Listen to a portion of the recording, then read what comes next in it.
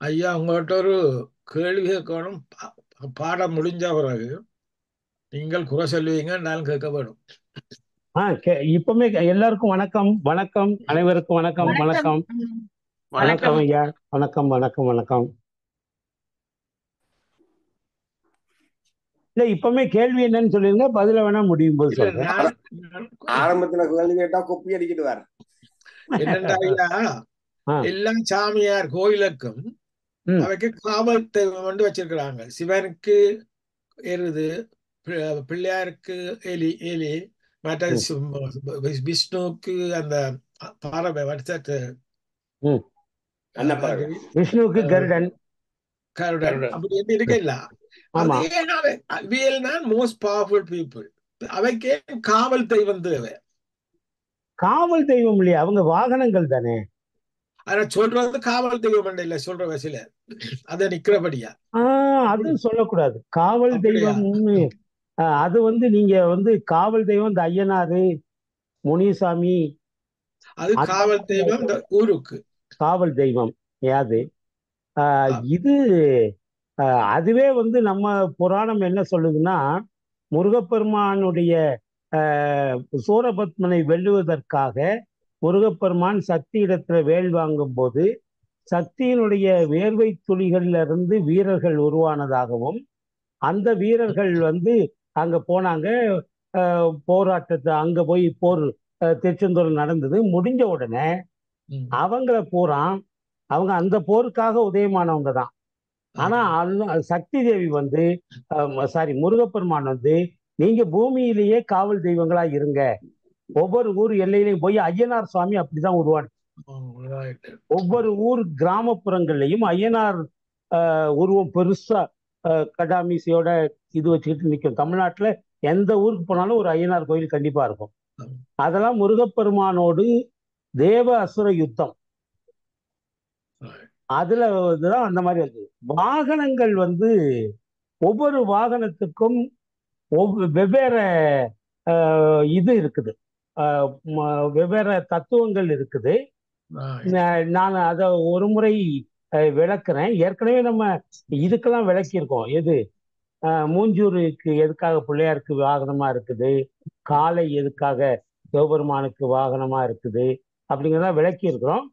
நான் நெக்ஸ்ட் வகுப்புலையோ அல்லது உங்களுக்கு குரல் பதிவு மூலமாவோ நம்ம குரூப்ல வந்து போட்டு விடுறேன்.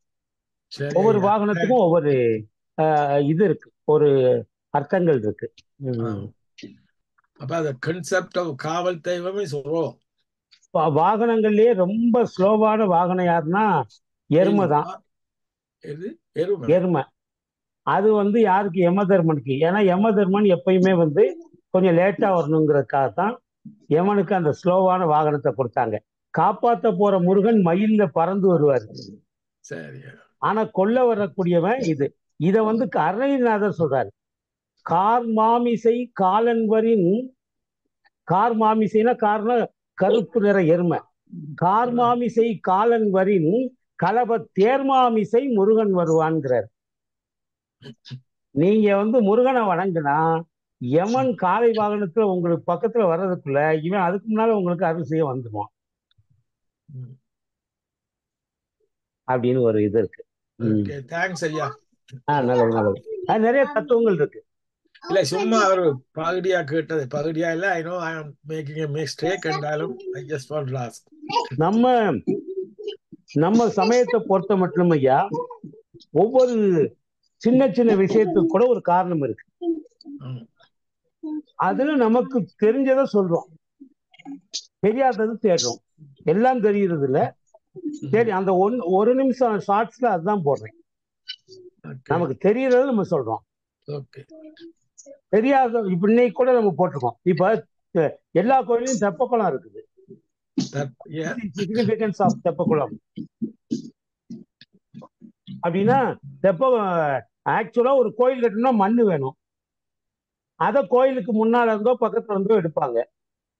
மண்ணு ஒரு கோபுரம் பெரிய, அந்த காலத்துல எவ்வளவு பெரிய கோபுரங்கள் கட்டியிருக்காங்கன்னு தெரியும், எவ்வளவு பெரிய கோயில் எழுப்பியிருக்காங்கன்னு தெரியும். அதுக்கு பேசிக் மண்ணு வேணும். அது பூரா தோன்றுனாங்க. தோன்றின இடம் பள்ளமா இருந்தது. அந்த பள்ளத்தை அப்படியே குளமா மாத்திட்டாங்க. 2 in 1 பர்பஸ். ஆ, கோவில் கட்டுவது ஆன்மீக பணி, குளம் வெட்டுறது சமுதாய பணி. அந்த குளத்துல எல்லாரும் ஊர் மக்கள் குளிக்கலாம், குடிக்கிறதுக்கு தண்ணி எடுத்துட்டு போகலாம். நாங்க குளிக்கிற குளத்திலே நிறைய பேர் தண்ணி எடுப்பாங்க, தண்ணி கஷ்டத்துல எல்லாம். ஆனா என்ன போய் அதை சூடு பண்ணி கொதிக்க வச்சு அதை தூய்மையாக்கி உபயோகப்படுத்துவாங்க. அது மாதிரி எல்லாத்துக்குமே வந்து ஒரு காரணம் இருக்குது அப்படிங்கறத இன்னைக்கு சொல்லியிருந்தேன். தமிழன் ஒருத்தன் தான் அறப்பணியையும் ஆன்மீக பணியையும் ஒன்றாக இணைத்தான், அதனுடைய வெளிப்பாடுதான் இது அப்படின்னு. வணக்கம் ஐயா சக்திதாசன், புதிய வரவு என்று நினைக்கிறேன். வணக்கம். வணக்கம் வணக்கம் ஐயா, வணக்கம். வணக்கம் வணக்கம் ஐயா. இருக்கிறது எந்த இடம்? நான் வந்து உங்களுக்கு மைதிலியோடைய கணவன். ஓ, மைதி அம்மாவுடைய ஹஸ்பண்டா? சரி சரி, ஓகே. நான் நல்ல யாழ்ப்பாணம் தான், யாழ்ப்பாணம். சரி சரி, இங்கிலாந்துல லண்டன்ல தான் இருக்கேன். ஆமா, ரைட் ரைட். இல்ல பின்னால கம்பன் கண்ணதாசன் படம் எல்லாம் பார்த்த உடனே ஒவ்வொரு முறையும் உங்களுடைய இதை வந்து என்னுடைய மனைவியோட சேர்ந்து கேட்டுட்டு தான் இருப்பேன். இன்னைக்கு தான் நான் தனியா. அவங்க இலங்கை போயிட்டாங்களோ? யார்? உங்க மிஸ்ஸஸ். உங்க மிஸ்ஸஸ் வந்திருக்காங்களே, ஜாயின் பண்ணி இருக்காங்களே. ஓ ஆமாம், அந்த போன் இருக்குது. ஓ சரி சரி, ஓகே ஓகே. அந்த வந்துட்டாங்க. வணக்கம் வணக்கம். ஐயா, எனக்கு பூர்வீகம் தமிழ்நாடு, திருநெல்வேலி மாவட்டம். எங்க ஊரு? திருநெல்வேலி மாவட்டத்துல எந்த ஊரு? ஆக்சுவலி இப்ப தென்காசி ஆயிடுதுமா. இப்ப எங்களுக்கு தென்காசி மாவட்டத்துக்கு வந்துட்டோம். முந்திதான் திருநெல்வேலி மாவட்டமா இருந்தது, இப்ப தென்காசி ஒரு மாவட்டம் ஆயிடுது இல்லையா? எனக்கு தென்காசி தான் சொந்தம். திருநெல்வேலி மாவட்டமா? திருநெல்வேலி மாவட்டமா இருந்தது தூத்துக்குடி. அப்புறம் தூத்துக்குடி மாவட்டம் தனியா வந்துருச்சு. தென்காசி பக்கத்துல, தென்காசியே தானா? தென்காசி பக்கத்துல கடையநல்லூர் பக்கத்துல உள்ள வேற கடையநல்லூர். ஓ கடையநல்லூர், சரி சரி. நம்ம ஜூம்ல அபுதாபில இருந்து பாஸ்கர்னு ஒருத்தர் வருவாரு, ஒரு பையன். அவரு வந்து தென்காசி, அவருக்கு சொந்த ஊரு. அவரு ஒய்ஃப் வந்து கடையநல்லூர். ஓ அப்படியா? ஆமா ஆமா. அவரு துபாயில வந்து எண்ணெய் கிணறு, அந்த பெட்ரோனாக்ஸா அரசு எண்ணெய் நிறுவனம், அந்த பெட்ரோல் எடுக்கிற எண்ணெய் நிறுவனம், அதுல ஒர்க் பண்றாரு, கவர்மெண்ட் ஸ்டாஃப் அபுதாபியில. அவங்க துணைவியார் வந்து இங்க இருக்கிறாங்க. ரொம்ப நன்றி ஐயா. நல்லது நல்லது, வணக்கம். சரி, நமக்கு சந்தோஷம். நம்ம மண். ஆமா, ஓகே ஓகே.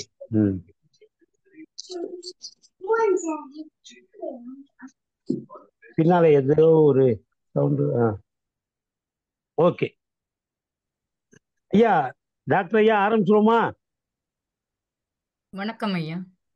வணக்கம் வணக்கம் டாக்டர் ஐயா. வணக்கம்.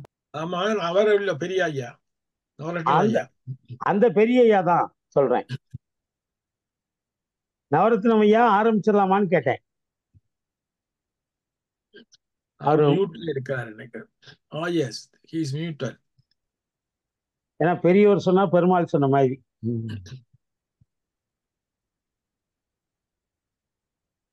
போன வெள்ளிக்கிழமை லண்டன். இப்ப லண்டன்ல தான் இருக்கிறாரு. இல்ல, நான் ஆமா, என்கிட்ட சொன்னாங்களே, திருக்குமார் சொல்லாம லண்டன் போயிட்டாருன்னு நான் கூட நினைச்சேன். சந்திச்சிருக்கலாமே. நான் கோயிலுக்கு போனேன். ஆமா, நீங்க ஆனா இருக்கிற, நீங்க உங்க உறவினர்கள் இருக்கிற இடம் ரொம்ப தூரம் அப்படின்னு சொன்னாங்க. ஆமாம், லண்டன் அவுட்டர். ஓகே, நம்ம ஆரம்பிச்சிருவோம் வகுப்பை.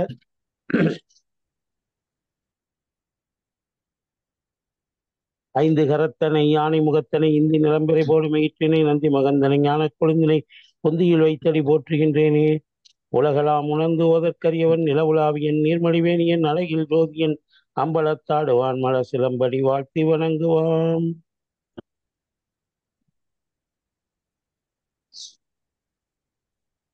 பேரன்புக்கும் பெருமதிப்பிற்கும் உரிய ஆண்மனைய செல்வர்களே, உலகளாவிய சைவ சமய வகுப்புகளுடைய 21வது வகுப்பில் இணைந்திருக்கக்கூடிய உங்கள் அனைவரையும் வருக வருக என பன்னிரு திருமுறை பகுப்பாய்வு மையத்தின் சார்பாக வரவேற்று மகிழ்ச்சி அடைகிறேன். சென்ற வகுப்புகளில் பாயிரச் செய்யுளிலே 94வது பாடல் வரையில் நாம் பார்த்திருந்தோம். திருமூலர் தேவநாயனாருடைய வரலாற்றின் முடிவு அது. அதற்கு பிறகு நாம் இன்றைக்கு புதிதாக 95வது பாடலிலே இருந்து ஒரு புதிய தலைப்பு. அது என்ன தலைப்புனா அவையடக்கம். அவையடக்கம் என்கிற பேரிலே 2 செய்யுள்களை அவர் நமக்கு தருகிறார். அதிலே இருந்து நம்முடைய இன்றைய பயணத்தை தொடங்கலாம். 95வது பாடல்.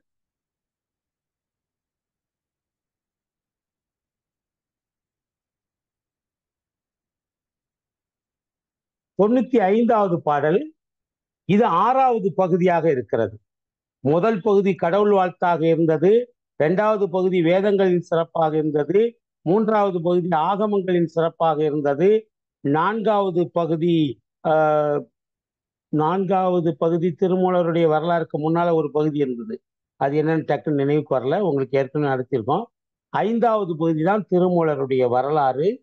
6வது பகுதியாக அவை அடக்கம் வருகிறது. இது புலவர்கள், அந்த காலத்து புலவர்கள் ஒரு பெரிய நூலையோ காப்பியத்தையோ செய்கிற போது அதற்கு ஒரு அவை அடக்கத்தோடு, நான் எல்லாம் தெரிஞ்சவேங்கிறதுக்காக இதை நான் எழுதல, எனக்கு எட்டிய சிற்றறிவுக்கு எட்டிய வரையில் நான் எனக்கு தெரிந்த சில விஷயங்களை உங்களுக்கு சொல்லுகிறேனே தவிர உங்களை விட நான் பெரிய ஆள் ஒன்றும் கிடையாது அப்படிங்கிறத தன்னடக்கத்தோடு, அவை தன்னடக்கத்தோடு கவிஞர்கள் சொல்லுவதைத்தான் நாம் அவை அடக்கம் என்று நாம் சொல்லுகிறோம். அடக்கமாக தன்னை பெருமை பீத்திக்காம அடக்கமா சொல்றார். அது ஒரு 2 பாடல்களிலே தன்னடக்கம் 3-4 பாடல்கள்ல அவர் சொல்றாரு. முதல் பாடல், ஆர் அறிவார் எங்கள் அண்ணல் பெருமையை, யார் அறிவார் இந்த அகலமும் நீளமும், பேர் அறியாத பெருஞ்சுடர் ஒன்றதன் வேர் அறியாமை விளம்புகின்றேனே. ஆர் அறிவார் எங்கள் அண்ணலின் பெருமையை, அண்ணலாக இருக்கக்கூடிய சிவபெருமான், அவனுடைய பெருமையை யார்தான் அறிந்து கொள்ள முடியும்? இந்த உலகத்திலே சிவபெருமானுடைய உண்மையை, மூலத்தை முழுமையாக அறிந்து கொண்டவர்கள் யாரும் கிடையாது. அது எவ்வளவு ஆழம் இருக்குது, எவ்வளவு அகலம் இருக்குது, எவ்வளவு நீளம் இருக்குது, அதனுடைய நீள அகலங்களை, எம்பெருமானுடைய மூலத்தையும் அவனுடைய பெருமையையும் இதுவரைக்கும் அளவிட்டவர்கள் இந்த உலகத்திலே கிடையாது. ஆரறிவார் எங்கள் அண்ணல் பெருமையை, ஆரறிவார் இந்த அகலமும் நீளமும். அந்த சிவபெருமானுடைய பெருமை எல்லை கடந்தது. அதை நாம் சாதாரண அளவுகோள்களால் அதனுடைய நீளத்தையும் அகலத்தையும் அளந்து விட முடியாது. ஆகவே சிவபெருமானுடைய பெருமையை யாராலும் அளக்க முடியாது. அதனுடைய நீள அகலம் என்னன்னு நமக்கு தெரியாது. பேர் அறியாத பெருஞ்சுடர், அவனுக்கு பேரும் கிடையாது. சிவன்னு நம்ம சொல்லிக்கிறோம், ஆனால் என் பேர் சிவன் அவன் ஒரு நாளும் சொல்லல, என் பேர் நந்தின்னு அவன் ஒரு நாளும் சொல்ல. அவன் பேர் அறியாத ஒரு பெரும் சக்தி, நமக்கெல்லாம் மிஞ்சிய ஒரு சக்தி, அது ஒரு பெரும் சக்தி. அதனுடைய பேர் இதுதான் என்பதை இதுவரையிலே யாரும் கண்டறிந்தவர்கள் கிடையாது. நாமளா நம்ம வசதிக்கு ஒரு பேரை வச்சுக்கிறோம் என்ன. அதனால பேர் அறியாத பெருஞ்சுடர். ஆனால் அவன் ஒரு சுடர்மயமாக இருக்கிறான், ஜோதிமயமாக இருக்கிறான். வீட்டுல ஒவ்வொரு நாளும் காலையிலையும் மாலையிலையும் எதுக்காக விளக்கேற்றுறோம்? இறைவனை ஒளி வடிவிலே கண்டவர்கள் நம்முடைய பெரியோர்கள். ஒரு இடம் இருட்டாக இருந்தால் அது நல்ல சகுனம் கிடையாது. எந்த இடம் வெளிச்சமாக இருக்கிறதோ அந்த இடம்தான் பெருமைக்குரிய இடம். அந்த வெளிச்சத்தை தரக்கூடியது எது என்றால் விளக்கு. அதனாலதான் ஒவ்வொரு வீட்டிலும் காலை நேரத்திலே விளக்கேற்றுவார்கள், சூரிய உதயத்துக்கு முன்னால. அதே மாதிரி மாலையிலே சூரிய உதயத்துக்கு பிறகு, சூரிய அஸ்தமனத்துக்கு பிறகு. சூரியன் இருக்கும்போது விளக்கேத்துறது இல்லை, அது மரபு கிடையாது. சூரியன் வருவதற்கு முன்னால ஏத்திடணும், அதே மாதிரி சூரியன் மறைஞ்ச உடனே ஏத்திடணும். இந்த 2 நேரமும் விளக்கு ஏற்றுவதனுடைய நோக்கம் என்னவென்று சொன்னால், எம்பெருமான் ஜோதி வடிவிலே நம்முடைய வீட்டிலே இருளை அகற்றுகிறார். பகல்ல அப்போ யாரு அகற்றா அப்படின்னா, பகல்ல சூரியன். சூரியன் உருவத்தில் இருக்கிறதும் கடவுள் தான், எம்பெருமான் தான். எம்பெருமான் பகலிலே சூரியனாக இருந்து இயற்கையாகவே நமக்கு நலன்களை நல்குகிறார். ஆனால் காலையிலும் மாலையிலும் வீடு என்றைக்கும் இருண்டு கிடக்கக்கூடாது. அதை எப்பொழுதும் ஒளியேற்றி வைத்து வெளிச்சத்திலே தான் வைத்துக் கொள்ள வேண்டும். அந்த காலத்திலேயே கரண்ட் சப்ளை எல்லாம் சரியா இல்லாத காலத்துல கரண்ட் போயிட்டா நம்ம கிராமப்புறத்துல அட்லீஸ்ட் ஒரு மெழுகுவர்த்தி நம்ம பொறுத்துற வழக்கம் இல்லை, ஒரு அகல் விளக்கையோ ஒரு லாந்தர் விளக்கையோ ஏற்றி வைக்கிறது வழக்கம். ஏன்னா வீடு என்பது இருட்டுக்குள்ள இருக்கக்கூடாது. அதனால அதனாலதான் மாலை நேரத்தையே விளக்கு வைக்கிற நேரம்பாங்க. யாராவது வாசல்ல பிச்சைக்காரங்க ஏதாவது பிச்சை கேட்க சாயங்காலம் ஒரு 6 மணி 6:30 வந்தா இதை விளக்கு வைக்கிற நேரத்துல வந்திருக்கம்பாங்க. ஏனென்றால் விளக்கு வைப்பதற்கான ஆப்ட் டைமே அதுதான். அதே மாதிரி காலையில எந்திரிச்ச உடனே நீங்க வீட்டுல பின்பக்கமும் சாத்தியிருப்பீங்க, முன்பக்க கதவும் சாத்தியிருப்பீங்க. ஆனால் நம்முடைய மரபுப்படி முதலாக பின்பக்க கதவை தான் திறக்கணும். ஒரு வீட்டுல முன்பக்க வாசலும் இருக்கும், பின்பக்க வாசலும் இருக்கும். அது எல்லா வீடுகளிலும் இருக்கும். அது சின்ன குடிசையா இருந்தாலும் இருக்கும். முறைப்படி நம்முடைய சாஸ்திரப்படி முதலாக வீட்டினுடைய வாசல் கதவை திறக்கக்கூடாது. முதலாக வீட்டிலே உள்ள கொல்லைப்புறத்து பக்கம் இருக்கக்கூடிய பின்பக்க வாசலை திறக்கணும். ஏன்னா அந்த இருட்டு நேரத்துல தான் அந்த காத்து கருப்புன்னு எல்லாம் சொல்றாங்கல்ல, அதான் இருக்கோ இல்லையோ, ஆனால் ஏதோ தீய சக்திகள், அது காத்து கருப்புன்னு அதுக்கு உருவமா இருக்கு கிடையாது. இறைவனுக்கு எப்படி உருவம் இல்லையோ அது மாதிரி அந்த காத்து கருப்புகளுக்கும் உருவம் கிடையாது. ஆனால் நம்முடைய முன்னோர்கள் அவை தீய சக்திகள். இப்ப பெரிய வளர்ந்த நாடுகளை விட இந்த ஈவில் ஸ்பிரிட் அப்படிங்கிறாங்கல்ல, டிவைன் ஸ்பிரிட் ஈவில் ஸ்பிரிட்னு சொல்றாங்கல்ல, அது மாதிரி சாத்தான்களுடைய அந்த இது அல்லது காத்து கருப்பு. அங்க வெளிநாடுகள சாத்தான்னு சொல்றாங்க, நம்ம காத்து கருப்புங்கிறோம். இந்த தீய சக்திகளுடைய நடமாட்டம் ஒருவேளை அது இருட்டுல தான் இருக்கும். ராத்திரி நம்ம எல்லா விளக்கையும் அணைச்சிடறோம். வீட்டிலே ஏற்றப்பட்டிருக்க விளக்கு, அகல் விளக்கோ குத்து விளக்கோ கூட நைட் நேரம் எரியாது. அப்ப முழு இருட்டு இருக்கிற போது அது சாத்தான்கள் அடையக்கூடிய இடம். அதனாலதான் வீட்டுல சில வீடுகளை பாத்தீங்கன்னா 24 ஹவர்ஸும் குத்து விளக்கோ அகல் விளக்கோ எரிஞ்சுக்கிட்டு இருக்கும்.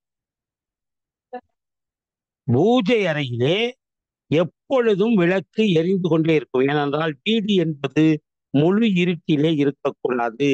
இருந்தால் தீய சக்திகளுடைய தாண்டவம் அதிகமாக இருக்கும். அதனால சரி, நம்ம ஏற்றி வைக்கிற விளக்கு கூட ராத்திரி நம்ம அசந்து தூங்கும் போது அந்த விளக்கு எண்ணெய் இல்லாமலோ அல்லது காத்துலையோ அணைஞ்சிடலாம். அப்ப இருட்டாயிரும்ல. இருட்டாயிருச்சுன்னா இந்த சாத்தான்களுக்கெல்லாம் கொண்டாட்டம், இந்த காத்து கருப்பு தீய சக்திகளுக்கெல்லாம் கொண்டாட்டம். அவைகள் எப்படியாவது உள்ள காற்றிலேயே கலந்து அங்க உள்ள பரவி இருக்கும். அதனால காலையில் எழுந்த உடனே முன்பக்க கதவு திருமகள் வருகிற வழி, ஸ்ரீதேவி உள்ளே வருகிற வழி. அதனால முன்பக்க கதவை திறப்பதற்கு முன்னால் பின்பக்க கதவை திறந்தால் இருட்டிலே உள்ள அந்த சக்திகள் எல்லாம் வெளியேறிவிடும். அதற்கு பிறகு வாசல் கதவை திறந்து நல்ல சக்திகளை நாம் வரவேற்கலாம். நல்ல சக்திகள் எப்பொழுதும் பின்புறமாக குறுக்கு வழியிலே கொள்ளை பக்கமாக வராது. நல்ல சக்திகள் வாசல் வழியாகத்தான் வரும். அதனால்தான் வாசலை மஞ்சள் தெளிக்கிறோம், சாணம் தெளிக்கிறோம், அதுல விளக்கேற்றி வைக்கிறோம். வாசலுக்கு அவ்வளவு மரியாதை எதுக்குன்னா, ஒரே நிமிஷம், மீட்டிங்ல இருக்கேன் அப்புறம் கூப்பிடுறேன்,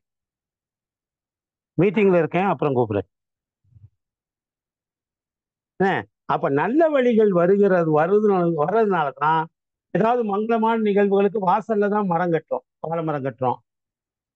வாசல்ல தான் சீரியல் லைட் போடுறோம், வாசல்ல தான் டெக்கரேஷன்லாம் பண்றோம். ஆனா பின்பக்கம் ஒரு வாசல் இருக்கே, அதை எங்கேயாவது எப்போது டெக்கரேட் பண்றோமா? கிடையாது. ஏனென்றால் பின்பக்க வாசல் அமைக்கப்பட்டதே வீட்டில் உள்ள தீய சக்திகள் வெளியே போவதற்காக. திருடன் தான் கொல்லப்பக்கம் கூடி உள்ள வருவான், நல்லவர்கள் வரமாட்டாங்க, இல்ல நல்ல காரியம் பண்ணிட்டு வர்றவங்க வரமாட்டாங்க. அதனால வீட்டை நீங்கள் இதுவரைக்கும் எப்படி இருக்கீங்களோ தெரியல, இனிமேல் வீட்டுல குழந்தைகளுக்கு கத்துக் கொடுங்க. முதல்ல பின்பக்க கதவை திறந்து விட்டுங்க, இருக்கிற தீயதெல்லாம் வெளியே போட்டு, அதுக்கப்புறம் முன்பக்கத்தை திறந்து நல்லவைகளை உள்ளே விடுவோம். இதெல்லாம் நம்ம சான்றோர் பெருமக்கள் சொன்ன சின்ன சின்ன விஷயங்கள். ரைட்டு. ஆறறிவால் எங்கள் அண்ணல் பெருமையை யாரறிவார் இந்த நீளமும் அகலமும் நீளமும் பேரறியாத பெருஞ்சுடர். அவனுக்கு பேர் கிடையாது, ஆனால் அவன் பெருஞ்சுடராக இருக்கிறான், பேரொளியின் வண்ணனாக இருக்கிறான் என்பது மட்டும் தெரிகிறது. ஆதியும் அந்தமும் இல்லாத அருட்பெரும் ஜோதி அவன். அதனால பேரறியாத பெருஞ்சுடர் ஒன்று. நல்லா கவனிங்க, அது ஒன்றுதான். ஏன்னா இங்க பின்னால நிறைய தெய்வங்களை பத்தி சொல்ல போறாரு. அதனால முன்னாலேயே சொல்லிடுறாரு, பேர் அறியாதவன், நமக்கு பேர் தெரியாது, ஆனால் பெருஞ்சுடராக இருக்கிறான், ஆனால் அவன் ஒருவன் தான். பேரறியாத பெருஞ்சுடர் ஒன்று, அதில் இல்ல அதன். பேரறியாத பெருஞ்சுடர் ஒன்று, அதன் வேறு அறியாமை விளங்குகின்றேனே. திருமாலும் பிரம்மாவும் சேர்ந்து கூட அவனுடைய அடிமுடியை கண்டுபிடிக்க முடியவில்லை. அப்படியானால் நான் எப்படி அவனுடைய வேரை எப்படி கண்டுபிடிக்க முடியும்?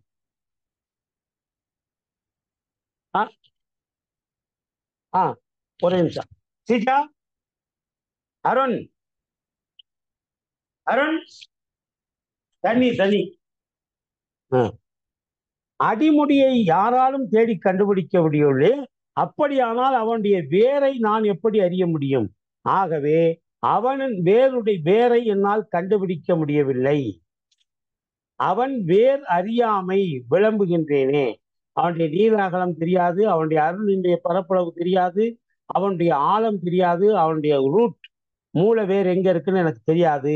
இருந்தாலும் நான் சொல்லத் தொடங்குகிறேன். விளம்புகிறேன் என்றால் சொல்லத் தொடங்குகிறேன் என்று அர்த்தம்.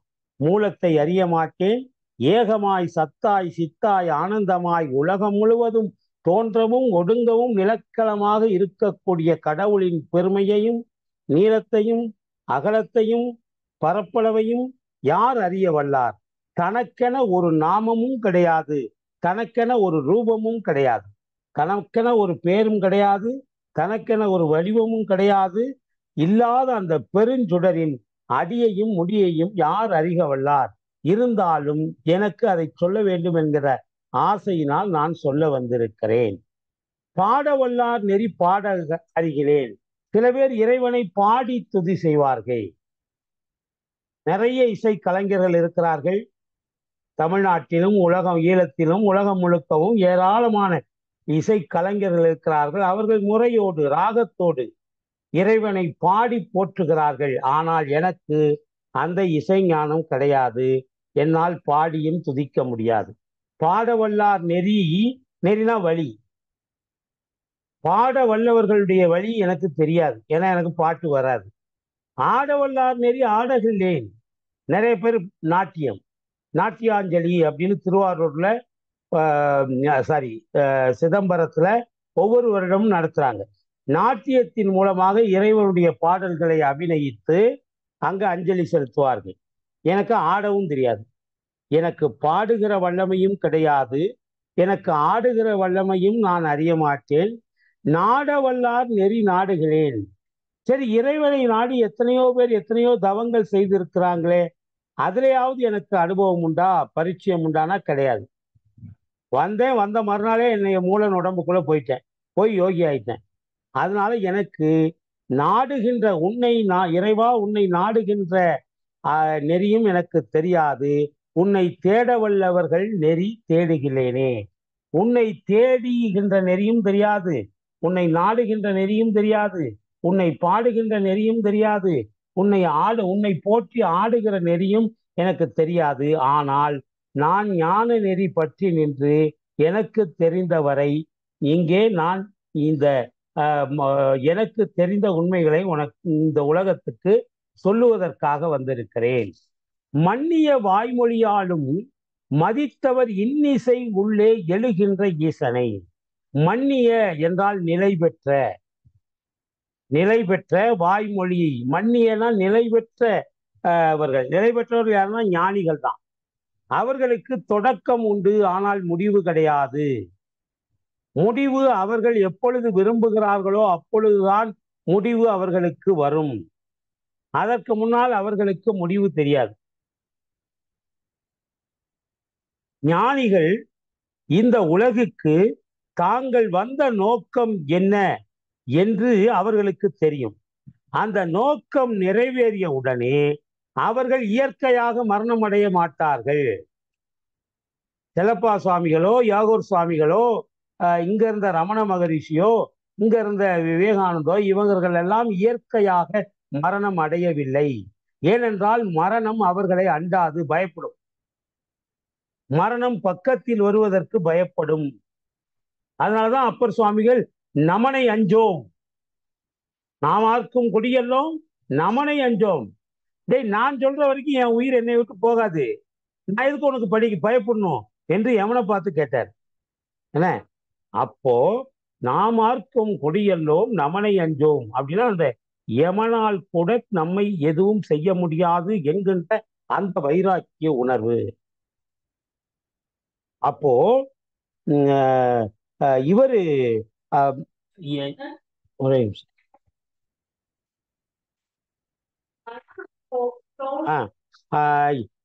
வாய் மன்னிய நிலை பெற்றவர்கள், அவர்கள் என்றைக்கும் வாழக்கூடிய நிலை பெற்ற உணர்வு மிக்கவர்கள். அவர்கள் வாய்மொழியாலே மதித்து, அவர்களுடைய வாய்மொழியை மதித்து எனக்கு முன்னால் இருந்த, எனக்கு முன்னால் வாழ்ந்த நிலை பெற்ற பேரறிஞர்கள். இப்போ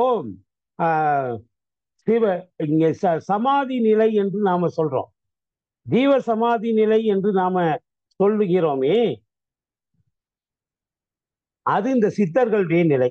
அவங்க இந்த வாழ்க்கை நமக்கு நம்ம வந்த பணிகள் முடிஞ்சிருச்சு, இனிமேல் நாம் இறைவன் பாதத்துக்கு போகலாம் அப்படின்னு முடிவு பண்ணிட்டாங்கன்னா ஒருத்தட்டையும் பேசாம தனியா போய் உட்கார்ந்துருவாங்க. எல்லா ஞானிகளும் சித்தர்களும் அப்படித்தான் போவாங்க. போய் தனியா போய் உட்கார்ந்துருவாங்க. உட்கார்ந்து இறைவனை தியானிச்சுக்கிட்டு அப்படி தியானத்திலேயே அவர்கள் தங்களுடைய இதை மரணத்தை அவங்களே தேடிக்குவாங்க. சில பேருடைய உருவம் கூட மண்ணில் இருக்காது. வள்ளல் சுவாமிகள் எல்லாம் ஒரு ரூமுக்குள்ள போயிட்டு, இனி என்னுடைய கடமை முடிஞ்சிருச்சு, நான் விட்ட நெறிகளை நீங்கள் தொடருங்கள்னு சொல்லி ஒரு அறைக்குள்ள போய் கதவை பூட்டிக்கிட்டாரு. காலையில ஒரு நாள் கழிச்சு போய் கதவை தட்டுறாங்க, திறக்கல. அப்புறம் கதவை உடைச்சிட்டு உள்ள போய் பாக்குறாங்க, உள்ள எதுவுமே இல்லை, உள்ள எதுவுமே கிடையாது. அதே மாதிரி தான் பட்டினத்தடிகளும் அப்படிதான். பட்டினத்தடிகள் அறைக்குள்ள போனாரு, மறுநாள் தேடி பார்த்தாங்க, உள்ள ஒரு மரப்பெட்டி, அதுல ஒரே ஒரு ஓலை இருந்தது. காதற்ற ஊசியும் வாராதுகான் கடைவழிக்கே. யாரு? பட்டினத்தார் இல்ல, பட்டினத்தார் அப்பா, பையன் மருதீசன் சிவம். அவங்களுக்கு குழந்தையே இல்லை. அவங்க வேண்டி ஒரு குழந்தையை தவம் இருந்து பெற்றாங்க. அந்த குழந்தைக்கு பையன் இது சிவபெருமான். அந்த ஊர்ல உள்ள நாகப்பட்டினத்துல உள்ள சிவபெருமானுடைய பேர் மருதீசர். மருதீசர் என்கிற பேரை வச்சு வளர்த்துக்கிட்டு இருந்தாங்க. அந்த பிள்ளை கொஞ்சம் பெரியதானதும் அப்பா கடல் கடந்து வாணிபம் செய்ய போகிறவர். கப்பல்ல நவரத்தினம் குவியல்களை எடுத்துட்டு போய் அவர் வெளிநாட்டுல கொண்டு போய் வித்துட்டு வரக்கூடியவர். அப்பா, இனிமேல் நீங்க வயசாயிடுச்சு, நீங்க ஓய்வு எடுத்துக்கங்க, நான் போறேன் உங்களுக்கு பதிலா அப்படின்னு இந்த மருதீசர் என்கிற பையன், அவனுக்கு அப்போ 14-15 வயசு ஆயிடுச்சு, அவன் போனான். அவனோட தொடக்கி இவர் சில பேர்களை தன்னுடைய பணியாளர்களையும் அனுப்பி விட்டாரு. எல்லாம் போனாங்க. நிறைய வீட்டுல இருந்த செல்வத்தை எல்லாம் எடுத்து மூட்டை கட்டி அதுக்கு புது புது நவரத்தினங்கள்லாம் வாங்கி அவ்வளத்தையும் அங்க கொடுத்து விட்டாரு. இங்க இங்க கிடைக்கக்கூடியதெல்லாம் அங்க கொடுத்துட்டு, அங்க புதுசு புதுசா கற்கள் கிடைச்சா அதை வாங்கிட்டு வரணும். அந்த வேலைக்காக தான் போயிருக்காங்க. இவரும் போனாரு, போயிட்டு திரும்பி வந்தாச்சு. அவரு கப்பல்ல இருந்து இறங்கி, அப்பெல்லாம் ஆழ்கடல்ல தான், அப்ப துறைமுகங்கள் கிடையாது, கடலுக்குள்ளதான் கப்பல் நிற்கும். அங்கிருந்து ஒரு 10 கிலோமீட்டர் ஆழம் இல்லாத பகுதியில போட்ல தான் வரணும். அந்த பையன் வர்றதுக்கு முன்னால அவரோட போன இவங்க எல்லாம் வந்துட்டாங்க, பரிசாரகர்கள்லாம் வந்துட்டாங்க. வந்து நேரா அவங்க அப்பாட்ட போய் சொன்னாங்க, ஐயா இனிமே உங்களுக்கு வந்து நீங்க பணமும் வராது என்ன, உங்களுடைய பொருள் பூரா போச்சு, பையனும் இனிமேல் உங்களுக்கு உதவ மாட்டான் அப்படின்ட்டாங்க. இவர் வேகமா என்ன ஏதுன்னாரு. அவன் பூரா போய் வெளிநாட்டுல போய் பூரா எருவை வாங்கிட்டு வந்துருக்கான். உங்களுடைய கடல் கடந்த சொத்தை எல்லாம் கொண்டு போய் அங்க நவரத்னங்கள் எல்லாம் கொடுத்து விட்டு, அவன் இந்த மாடு சாணத்துல தட்டுவாங்கல்ல எரு, அந்த எருவை மூட்டை மூட்டையா வாங்கிட்டு வந்திருக்கான் அவங்க பையன், முட்டா பையன்னு எல்லாரும் ஏசினாங்க. உடனே இவர் வேகமா ஓடினாரு. அப்பா ஓடி போய் பார்த்தாரு, அது மாதிரி எரு மூட்டைகளா இருக்குது. பையன் ஒன்றும் பேசாம அப்படியே நின்றுட்டு இருக்கான் மௌனமா. என்னன்னு சொல்லி ஆத்திரத்தோட அந்த இத பைய எடுத்தாரு. எடுத்து அதுக்குள்ள இருந்த அந்த ஒரு எருவை எடுத்து ஓங்கி கீழே போட்டாரு. போட்டா அதுக்கு உள்ள இருந்து நவரத்தின கற்களா தெரிச்சுதான். இதுவரைக்கும் அவர் வாழ்க்கையிலே பார்க்காத அளவுக்கு நவரத்தின கற்களா தெரிச்சுதான். அப்புறம் பையனை வீட்டுக்கு கூட்டிட்டு வந்தாரு. பையன் இவருக்கு என்ன புரிய வைக்கணுமோ அதை புரிய வச்சுட்டோம், அதனால இனிமே நம்ம வேலை முடிஞ்சிருச்சுன்னா அவரு உள்ள போனாரு. போயிட்டு அவர் அப்படியே கதவை பூட்டிட்டு உள்ளார போய் இருந்தாரு. அப்படியே மறைஞ்சிட்டாரு. யாரு? பையன். காலையில அப்பா போய் திறந்து பார்க்குறாரு. திறந்து பார்த்தா பையன் இல்லை, அதுக்கு பதிலா ஒரு மரப்பெட்டியில ஒரு ஓலைச்சுவடி மட்டும் இருந்தது. அந்த ஓலைச்சுவடி எடுத்து பார்த்தாரு. 2 வரி எழுதியிருக்கு, காதற்ற ஊசியும் வாராதுகான் கடைவழிக்கு. இந்த உலகத்திலே நாம் பிறந்திருக்கிறோம், எத்தனையோ கோடிகளை குவிச்சிருக்கிறோம். ஆனால் நாம் இந்த உலகத்தை விட்டு செல்லுகிற போது கேவலம் ஒரு காது அருந்து போன ஊசி இருக்குல்ல, அது எதுக்குமே பிரயோஜனப்படாது. ஊசினாலே காது இருந்தா தானே, காது இல்லாத ஊசியால யாருக்கும் எந்த பயனும் கிடையாது. ஆக நாம் இறந்து இந்த உலகை விட்டு செல்லுகிற போது ஒரு காது அருந்து போன ஊசி கூட நம்மால் வர முடியாது. பின்ன எதுக்கு இவ்வளவு கோடியை சேர்க்கிற அப்படின்னா அப்பாவுக்கு புத்தி சொல்ற மாதிரி எழுதி வச்சுட்டு போயிட்டே இருக்கான். அப்புறம் தான் இவர் கடல் போன்ற சொத்துக்களை எல்லாம் விட்டுட்டு பட்டினத்து சுவாமிகளா, நாகப்பட்டினம் அந்த ஊரு, அதனால பட்டணத்துல வந்து இவர் சாமியாரா அலைஞ்சாரு, அதனால இவரை பட்டினத்தார்னு சொல்லிட்டாங்க. காதற்ற ஊசியும் வாராது கடைவழிக்கே அப்படிங்கிறது அந்த வரிகள் மூலமா தான் பட்டினத்தார் உருவானார். அது மாதிரி ஜீவ சமாதி நிலை அடையக்கூடியவர்கள் தங்களுடைய வாழ்க்கையை தாங்களே நிர்ணயம் செய்து கொள்வார்கள். யோகர் சுவாமிகள்ல இருந்து எல்லா சுவாமிகள் சித்தர்கள் அப்படிதான் அவங்களுடைய இருக்கு. இதே மாதிரி ஒரு பறவையும் இருக்குது. என்ன பறவை தெரியுமா? ஒரு பறவை இதே மாதிரி இருக்குது. என்ன பறவை தெரியுமா? அன்றாடம் நம்ம வீட்டுல வந்து உணவை எடுத்துட்டு போகுதே காக்கா. இந்த காக்கா வந்து ஒரு சித்தர் மாதிரி. என்னன்னா, எங்கேயாவது காக்கா இயற்கையா செத்து விழுந்து பார்த்துருக்கீங்களா? கிடையாது. ஒண்ணு கரண்ட் கம்பியில அடிபட்டு இருக்கும், இல்லைன்னா வாகனத்துல 2 வீலர் அது 4 வீலர் அடிபட்டு கிடக்கும். இது போக இயற்கையாக அவைகள் மரணம் எய்துவது இல்லை. அப்ப என்ன தெரியுமா செய்யும்? இந்த ஞானிகள் மாதிரி தான், தனக்கு இந்த வாழ்க்கை வந்து போதும் அப்படின்னு முடிவு பண்ணிருச்சுன்னா தனியா காட்டுக்குள்ள போகும், ஒரு மரத்து மேல ஏறும், அங்க ஒரு கூடு கட்டும், அதுல போய் உட்கார்ந்துக்கிடும். 1 நாளோ 2 நாளோ 3 நாளோ 4 நாளோ 5 நாளோ அப்படியே சாப்பிடாம இருந்து அப்படியே உயிரை விட்டு. காக்கைக்கு இயற்கையான மரணம் கிடையாது. அப்ப பறவைகள்லையும் அது காக்கை வந்து ஒரு ஞானி. அதனாலதான் அதை பராமரிக்கிறதுக்காக வீடுகள்ல சோறு வைக்கிறாங்க. இதை விட்டுட்டு எல்லாரும் என்ன பண்ணிட்டான், காக்கையில பித்ரு, நம்முடைய முன்னோர்கள் காக்கை உருவத்திலே வந்து நாம வைக்கிற சாப்பாட்டை சாப்பிட்றாங்க அப்படிங்கிறாங்க. நம்முடைய முன்னோர்கள்னா எங்க இறந்து போன எங்க அப்பா, அவர் காக்கா உருவத்துல வந்து எங்க வீட்டுல மட்டும் எடுத்தா பரவாயில்லையே, பக்கத்து வீட்டுல பிரியாணி வச்சிருந்தா, கறி மட்டன் வச்சிருந்தா, சிக்கன் வச்சிருந்தா அதையும் எடுத்துட்டு போறாரே. அவர் வாழ்நாள்ல ஒரு நாள் கூட மட்டனோ சிக்கனோ சாப்பிட்டது இல்லை, பியூர் செய்வோம். நாங்களாவது வெளிநாடு போகும்போது தெரிஞ்சோ தெரியாமலோ சில இதை தின்றுறோம். எங்க அப்பா இது பண்றதே இல்லை. அப்ப மரணத்துக்கு பிறகு அவர் எப்படி அசைவம் மாறினாரு? அதனால காக்காய் நம்முடைய பித்துருக்கள் என்பது எனக்கு உடன்பாடு இல்லை. ஆனால் காக்கைக்கு இந்த கடன்களை நாம் செய்வதற்கு முக்கியமான காரணம் என்றால், நம் மனித இனத்தில் உள்ளதைப் போலவே பறவை இனத்திலும் ஞானியாக வாழக்கூடியது காக்கை. இன்னொன்று, காக்கை கரைந்தால் அது நல்ல சகுனம்.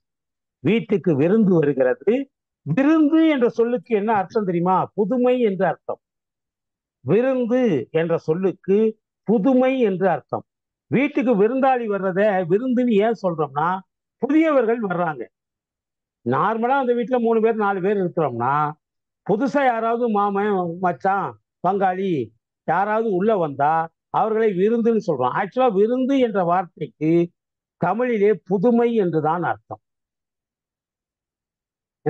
அப்ப இந்த காகம் கரைந்தது என்று சொன்னால் வீட்டுக்கு விருந்து வரும். விருந்துனா ஏதோ ஒரு புதுசு, புதிய செல்வமோ அல்லது புதிய விருந்தினர்களோ யாராவது வருவார்கள். அதனால தான் காக்கைக்கு சோறிட வேண்டும் என்கிற வழக்கம் வந்தது. ரைட்டு.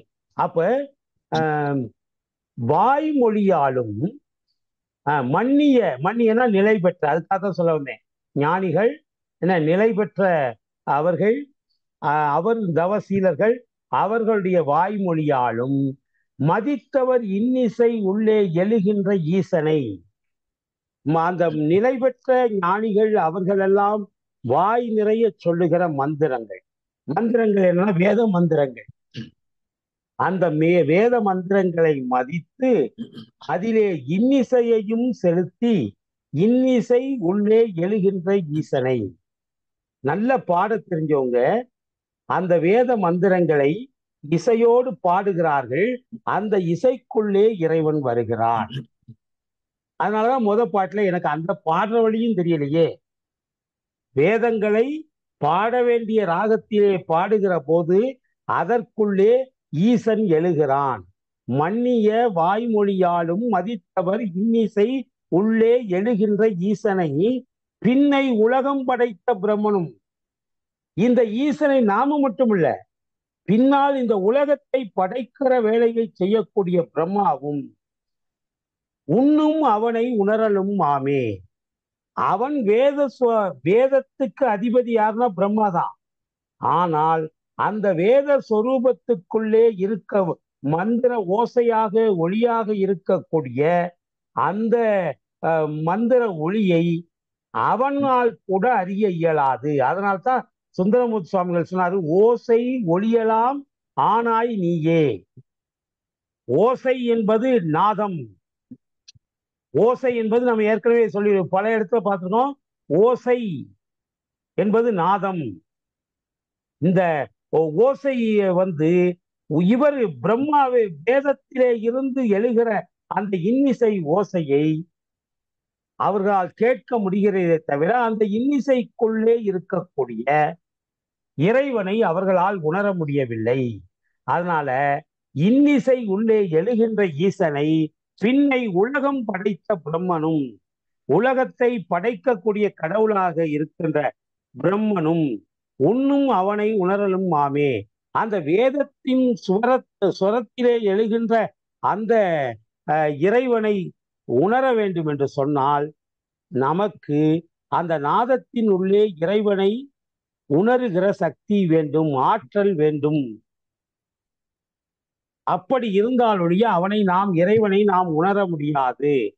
நிலைபேருடைய வேதத்தை வாக்கினால் ஓதுபவர்கள் சுரத்தினுள்ளே இனிய நாத ரூபமாக எழுகிற ஈசனை, அப்பெருமானை நுண்மையிலிருந்து பருவுடலை படைத்த பிரம்மனும் திருமாலும் உணர முடியுமோ? அந்த இறைவனுடைய நாத ரூபமாக இருக்கக்கூடிய இறைவனை பிரம்மாவும் திருமாலும் கூட உணர முடியாது. அதை காட்டுவதுதான் பிரம்மனும் திருமாலும் அடிமுடி தேடி சென்ற வரலாறு. என அதனால வேதத்தை ஓதினாலும் இசையோடு பாடினாலும் அதற்குள்ளே இருக்கக்கூடிய ஈசன் யாருக்கும் அவ்வளவு எளிதாக புலப்பட்டு விட மாட்டான். அவன் மும்மூர்த்திகளில் இருவராக இருக்கக்கூடிய திருமாலுக்கும் காண அறியவன், பிரம்மாவுக்கும் அவன் காண்பதற்கு அறியவன். தத்துவ ஞானம் உரைத்தது தாழ்வரை. தாழ்வரை என்றால் கைலையினுடைய சுற்றுப்புறம். கைலாய மலையினுடைய வரை என்றால் மலை, தாழ்வரை என்றால் மலை அடிவாரம், மலை அடிவாரம். தத்துவ ஞானம் அங்கேதான் பிறந்தது. ஏனென்றால் அங்கேதான் சிவபெருமான் இருக்கிறார். தத்துவ ஞானம் உரைத்தது தாழ்வரை, முத்திக்கு இருந்த முனிவரும் தேவரும் ஒத்துடன் வேறாய் இருந்து துதி செய்யும் பத்திமையால் இப்பயன் அறியாரே.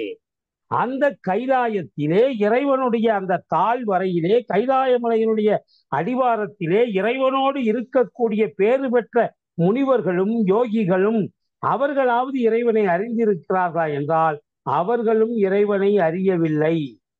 இறைவனை அறிவதற்காக அவர்களும் முயன்று கொண்டுதான் இருக்கிறார்கள். நான் பல தடவை சொல்லியிருக்கேன், திரும்பியும் சொல்றேன், நம்மை விட தேவர்கள் உயர்ந்தவர்கள் அல்ல.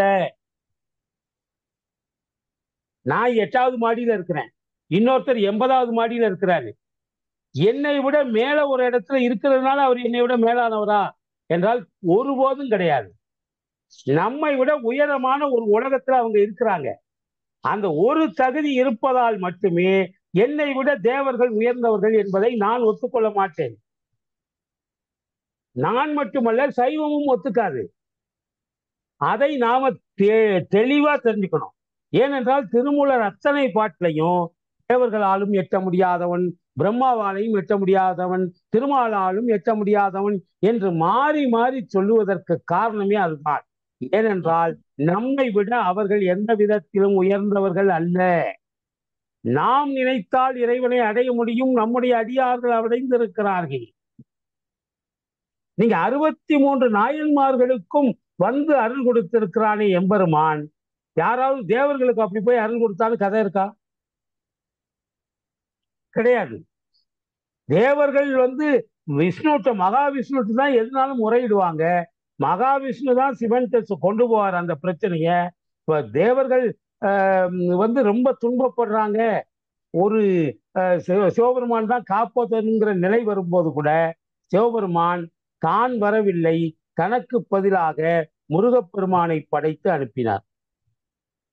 என்ன, அப்ப தேவர்கள் எல்லாமே வந்து நமக்கு மேலே வாழுகிறார்களே தவிர அவங்களுக்கு ஸ்பெசிபிக்கா வேற பெரிய இதெல்லாம் அவங்களுக்கு எதுவும் கிடையாது. நமக்கு தெரியாத சில கலைகள் அவங்களுக்கு தெரிஞ்சிருக்கலாம். அவங்க வானத்துல நடக்கலாம், நீர்ல நடக்கலாம், சில வித்தைகள் தெரிஞ்சிருக்கலாம். அதை மண்ணில் உள்ளவங்களே பண்றாங்க. மண்ணிலே உள்ள மகான்களே பல இது அது மாதிரி பண்றாங்க. அதனால தேவர்கள் எந்த விதத்திலும் நமக்கு, ஏன்னா இதை படிக்கிற போதுதான் உங்களுக்கு சந்தேகம் வரும். என்னடா இவர் மும்மூர்த்திகளும் ஒன்றும் இல்லை, தேவர்களாலையும் கண்டுபிடிக்க முடியாதுங்கிறாரு, அப்ப நமக்கு மட்டும் எப்படி இறைவன் வருவான்னா, தேவர்களிட மனிதர்கள் உயர்ந்தவர்கள். அதனால மனிதர்களை தேடி இறைவன் வருகிறான். தேவர்களை தேடி போகல, தேவர்கள் எல்லாம் அவனை தேடி போகிறார்கள். 30 முக்கோடி தேவர்களும் இறைவனை தேடி போகிறார்கள். ஆனால் இறைவன் அவர்களை விரும்பவில்லை, இந்த மண்ணிலே உள்ள மனிதர்களை தேடி வருகிறான். ஒரு முறை அல்ல, இருமுறை அல்ல, 1000 முறைகள் வந்திருக்கிறான். 63 நாயன்மார்களுக்கு வந்திருக்கிறான், நிறைய ஆண்டாள் நாச்சியாருக்கு வந்திருக்கிறான், பெரியாழ்வாருக்கு வந்திருக்கான், 12 ஆழ்வார்களுக்கு வந்திருக்கிறான், பல மன்னர்களுக்கு காட்சி கொடுத்திருக்கான். ஏன் அவன் மண்ணை நோக்கி அடிக்கடி ஓடி வருகிறான் என்று சொன்னால், அவன் விரும்புவது இந்த மண்ணையும் இந்த மனிதர்களையும் தான். இந்த மண்ணையும் மனிதர்களையும் தான் அவன் விரும்புகிறான். அதனால்தான் இங்கே ஓடி ஓடி வருகிறானே தவிர அவன் தேவர்களுக்கு ஒரு ஸ்பெஷலான ஒரு பெரிய அந்தஸ்தெல்லாம் கிடையாது. அது நீங்க திருமந்திரம் முழுசு முடிக்கும் போது உங்களுக்கே அந்த பெருமை வந்துடும். நாம் மற்ற உலகத்தில் படைக்கப்பட்ட அல்லது உலகத்தில் இன்னும் படைக்கப்படாத எத்தனை உயிரினங்கள் இருந்தாலும் அதிலே மனிதன் மேம்பட்டவன் என்கிற அறிவு, தன்னம்பிக்கை நமக்கு வரும் திருமந்திரம் முழுசும் படித்தா. அதனால மன்னிய தத்துவ ஞானம் உரைத்தது தாழ்வரை. தத்துவ ஞானம் பிறந்த அந்த தாழ்ந்த மலை அடிவாரம், தாழ்வரை, வரைனா மலை, தாழ்வரைனா மலையினுடைய அடிப்பகுதி, அடிவாரம், மலை அடிவாரம். முத்திக்கு இருந்த முனிவரும், முத்திக்காக முனிவர்களும் தேவர்களும். முனிவர்கள் தேவர்கள் 2 பேருமே வித்தியாசமானவர்கள். முனிவர்கள் இந்த பூமியிலே இருந்து தேட முற்பட்டு அதிலே ஒரு அளவுக்கு வெற்றி பெற்றவர்கள் மேலே தேவலோகம் செல்லுகிறார்கள். ஆனால் அவர்களும் பார்த்துட்டாங்களான்னு நமக்கு தெரியாது. இவர் சொல்றத பார்த்தா அவர்கள் முக்திக்காக முனிவு எப்ப இறைவனை பார்க்க முடியும் என்றால், நீங்கள் மேலுலகத்துக்கு சென்றாலும் பார்க்க முடியாது. எப்போது முக்தி பேறு என்கிற வீடு பேற்றை அடைகிறீர்களோ அப்போது மட்டும்தான் இறைவனை நீங்கள் பார்க்க முடியும். முக்தி பேரிலேதான் ஆன்மா இறைவனோடு கலக்கும். அப்போதுதான் இறைவனை ஆன்மா தரிசிக்க முடியும்.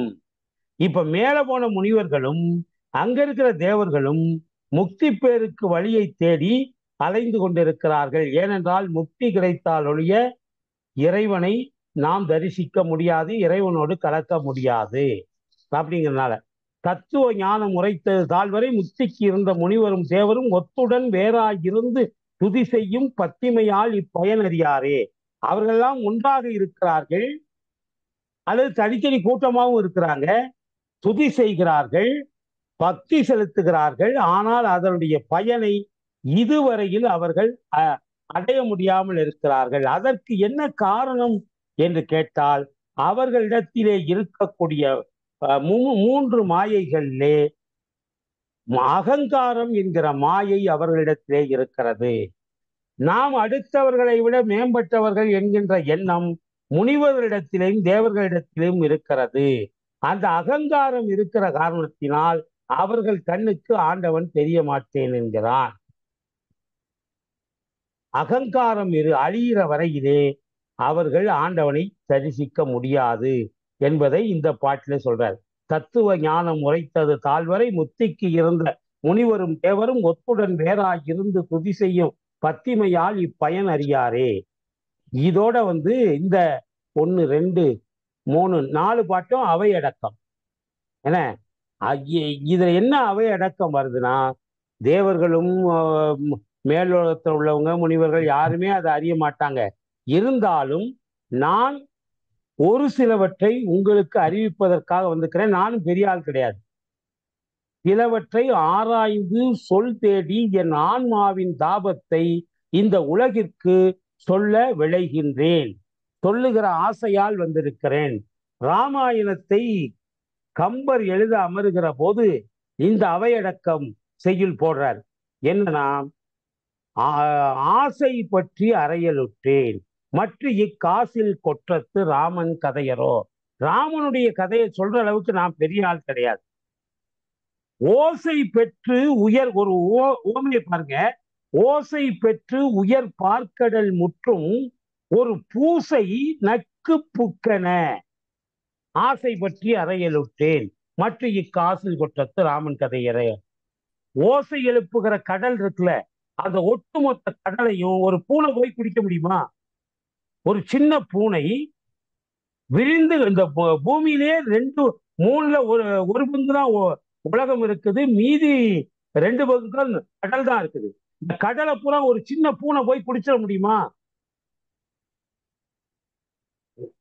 ஓசை பெற்று உயர் பார்க்கடல் முற்றும் ஒரு பூசைனா பூனை, ஒரு பூசை நக்கு புக்கன ஆசை பற்றி அறையலுற்றேன். ஒரு பெரிய கடலை பூனை போய் குடிச்சிட முடியாது, ஆனால் நான் போய் குடிக்கிறதுக்கு முற்படுறேன். காரணம் ஆசை, என்னுடைய பேராசை. இதை ஒண்ணு கவனிச்சிங்களா? இந்த பூனை இருக்குல்ல, அது சத்தம் கேட்டா ஓடிடும்.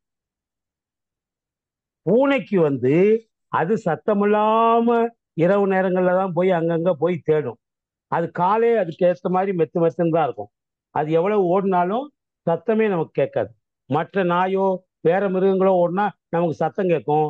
ஆனா இந்த பூனை ஓடினா சத்தம் கேட்காது. திருடனை கூட என்ன சொல்லுவோம், பூனை மாதிரி வந்தான் அப்படிங்கிறோம். சத்தம் இல்லாமல் ஓடக்கூடிய இது சத்தமே வராது. ஏன்னா அதுக்கு சவுண்ட் அலர்ஜி, ஒரு சவுண்ட் அலர்ஜி. ஆனா யோசிச்சு பாருங்க எப்படி ஐரணி. சவுண்ட் அலர்ஜி, அதுக்கு சத்தமே பிடிக்காது. கடல்ல எப்பயும் சத்தமே வந்துகிட்டு இருக்கும்.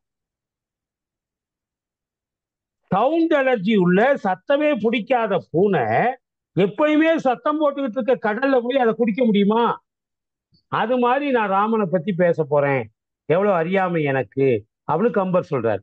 ஓசை பெற்று உயர் பார்க்கடல் முற்றும் ஒரு பூசை நக்கு புக்கன ஆசை பற்றி அறையலுற்றேன் மற்ற இக்காசில் கொற்றத்து ராமன் கதையரோ. இது அவையடக்க செய்யும். அதே மாதிரிதான் இவரும் சொல்றாரு, மும்மூர்த்திகள்ல மற்ற மூர்த்திகளாலும் கண்டுபிடிக்க முடியல, தேவர்களாலும் கண்டுபிடிக்க முடியல, முனிவர்களாலும் கண்டுபிடிக்க முடியல, இறைவனுடைய சொரூப நிலையும் தெரியல, தடத்த நிலையும் தெரியல. ஆனால் நான் அதை எப்படி சொல்ல முடியும்? இருந்தாலும் ஆசையினால் சொல்ல விளைகின்றேன் என்று சொல்லி அவையடக்கத்தை அவர் நிறைவு செய்கிறார். அடுத்து திருமந்திரம். இதுலதான் திருமந்திரம் எத்தனை பாடல்கள் இருக்கு, அதனுடைய சிறப்பு என்னன்னு சொல்றார். மூலன் உரை செய்த 3000 தமிழ். இவர் இதுக்கு வச்ச பேரு திருமந்திரம் கிடையாது, மந்திர மாலை அப்படின்னு பேர் வச்சாருன்னு சொல்றாங்க. இதை சில பேர் 3000 தமிழ் என்பதுதான் திருமந்திரத்துடைய பேராவே சொல்றாங்க. ஒன்று 3000 தமிழ் அல்லது மந்திர மாலை, இதுதான் திருமூலர் வச்ச பேர். ஏன்னா இந்த ரெண்டையும் தான் அவர் அடிக்கடி பயன்படுத்துறார். ஆனா இந்த ரெண்டும் தான் அதனுடைய இயற்பெயராக இருந்திருக்க வேண்டும். பின்னால் வந்தவர்கள் திருமந்திரம் என்று மாற்றி விட்டார்கள். என்ன, மூலன் உரை செய்த 3000 தமிழ். இவரே சொல்றாரு, மூலனாகிய நான் இப்பொழுது உரைக்கக்கூடிய இந்த 3000 தமிழ் பாடல்களும் ஞானம் அறியவே நந்தி அருளது. ஒண்ணுமே தெரியாத நான் ஏன் இந்த முயற்சியில இறங்கினேன்னா, இனி போய் சொல்லுன்னு அனுப்பி வச்சாங்க. வலுக்கட்டாயமாக என்னை நான் பூமிக்கு அனுப்பி விட்டாரு. யாரு? சிவபெருமான் அனுப்பிட்டாரு. மூலன் உரை செய்த 3000 தமிழ் ஞானம் அறியவே நந்தி அருளது. நந்தியினுடைய அருளினால் நான் அதை ஓரளவு உணர்ந்து கொண்டு நான் உணர்ந்த ஞானத்தை உங்களுக்கு சொல்ல வருகிறேன். அதனால இந்த மூலன் உரை செய்த இந்த 3000 தமிழ் என்கிற இந்த திருமந்திரத்தை காலை எழுந்து, காலைனா 6 மணி 7 மணி 8 மணிக்கு இல்ல, பிரம்ம முகூர்த்தத்துல 3:30 மணில இருந்து 4:30 மணிக்குள்ள காலை எழுந்து கருத்து அறிந்து ஓதிடின், சொல்லிய பாட்டின் பொருள் உணர்ந்து சொல்லணும். திருமந்திர வகுப்புல வந்து பொருளை கற்றுக்கொண்டு மறுநாள் அந்த பாடலை அந்த பொருள் உணர்வோடு நீங்க பாடணும். பொருள் தெரியாமல் ஒரு பாட்டை பாடினீர்கள் என்றால் உங்களுக்கு உள்ளத்திலே உணர்வு வராது. பொருள் தெரியாமல் ஒரு பாட்டை நீங்கள் பாடினால் அது உங்களுடைய உணர்வோடு கலக்காது. உணர்வு பூர்வமா நீங்க ஒரு பாடலை பாடணும், பக்தி உணர்வோடு. இப்ப திருமந்திரம், நான் காலையில குளிர் பிரதேசங்களை தங்கும் போது எந்திரிக்க லேட் ஆகும். திருக்குமாரையா வீட்டுல ஒரு 4-5 நாள் தங்கியிருந்தேன். காலையில வந்து அவர் பாடுற சத்தத்தை கேட்டுதான் முழிப்பேன். நீங்க அவர் பாட்டை வாட்ஸ்அப்ல எல்லாம் கேட்டுருப்பீங்க. அவர் குரல் அப்படி கணீர் ஆலயமணி ஓசை மாதிரி இருக்கும். ரொம்ப கணீர் குரல்ல அந்த திருமுறை பாடல்களை பாடுகிற போது நம்மை அறியாமல் விழிப்பு வந்துவிடும். நல்ல ஜெய்ஜாண்டிக் வாய்ஸ், கமாண்டிங் வாய்ஸ். என்ன, அதுவும் அவர் பாடுறது திருமந்திரம், திருமுறைகள், இந்த பாடல்களை அவர் அதோட அந்த உணர்ச்சியோட பாடுவார். அந்த உணர்ச்சி எப்படி வருதுன்னா அந்த பாட்டினுடைய பொருள் தெரிஞ்சாதான் வரும். பொருள் தெரியாத ஒரு பாடலை நீங்கள் அதிகாலை நேரத்திலே உணர்ச்சியோடு பாடுவது இயலவே இயலாது. அதனால இதுல மூலன் உரை செய்த 3000 தமிழ் பாடல்களையும் ஞானம் அறியவே நந்தி அருளது. நந்தியினுடைய அருளால் ஞானம் அறிய செய்வதற்காக நான் இதை சொல்லுகிறேன். இதை காலை எழுந்து கருத்தை அறிந்து ஓதிடின் ஞானத் தலைவனை நன்னுவரன்றோ. வேற எதுவும் செய்ய வேண்டாம். திருமந்திரம் 3000 பாட்டையும் தினசரி காலையில எந்திரிச்சு அதனுடைய அர்த்தத்தை விளங்கி கொண்டு அர்த்தபூர்வமாக உணர்ச்சியோடு நீங்கள் தினசரி பாடினால் இறைவனை எளிதாக அடைய முடியும். தினந்தோறும் காலையிலே நாம் செய்ய வேண்டிய முதல் கடமை அது என்பதை அந்த திருமந்திரத்தினுடைய சிறப்பு சொல்றார். வேற எந்த நூலுக்கும் இல்லாத சிறப்பு திருமந்திரத்துக்கு இருக்கிறது. திருமந்திரத்தின் 3000 பாடல்களை 3000 முழுசும் சொல்லணும்னு அவசியம் இல்லை. டெய்லி ஒரு 50-50 பாட்டா சொன்னா போதும். உங்களுக்கு பிரேயர் நேரம் எவ்வளவோ அந்த நேரத்துக்கு ஒரு 50-50 பாட்டா சொன்னா போதும். இப்ப எங்க அப்பா வந்து காலையில எந்திரிச்சதும் 1/2 மணி நேரம் பிரார்த்தனை பண்ணுவார்.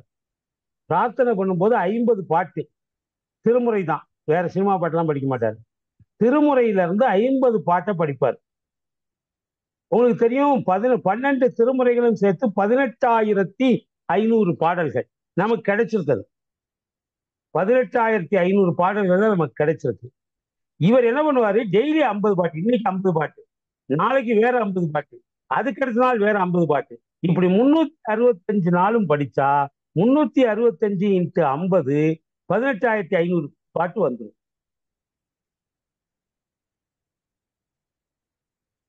டெய்லி 50 பாட்டு. ஒரு நாள் படிச்ச பாட்டை மறுநாள் படிக்க மாட்டாரு. அந்த மறுநாள் அடுத்த 50, அடுத்த 50, அப்படி பார்த்தா கரெக்டா ஒரு வருஷம் ஆகிற போது மொத்தமாக 12 திருமுறைகளில் உள்ள அத்தனை பாடல்களையுமே முற்றுமாக ஓதி விடலாம். 365 டெய்லி 50 பாட்டு வீதம் படித்து அதை அப்படியே இத 1 வருஷம் 2 வருஷம் இல்ல, 30-40 வருஷமா படிச்சாரு.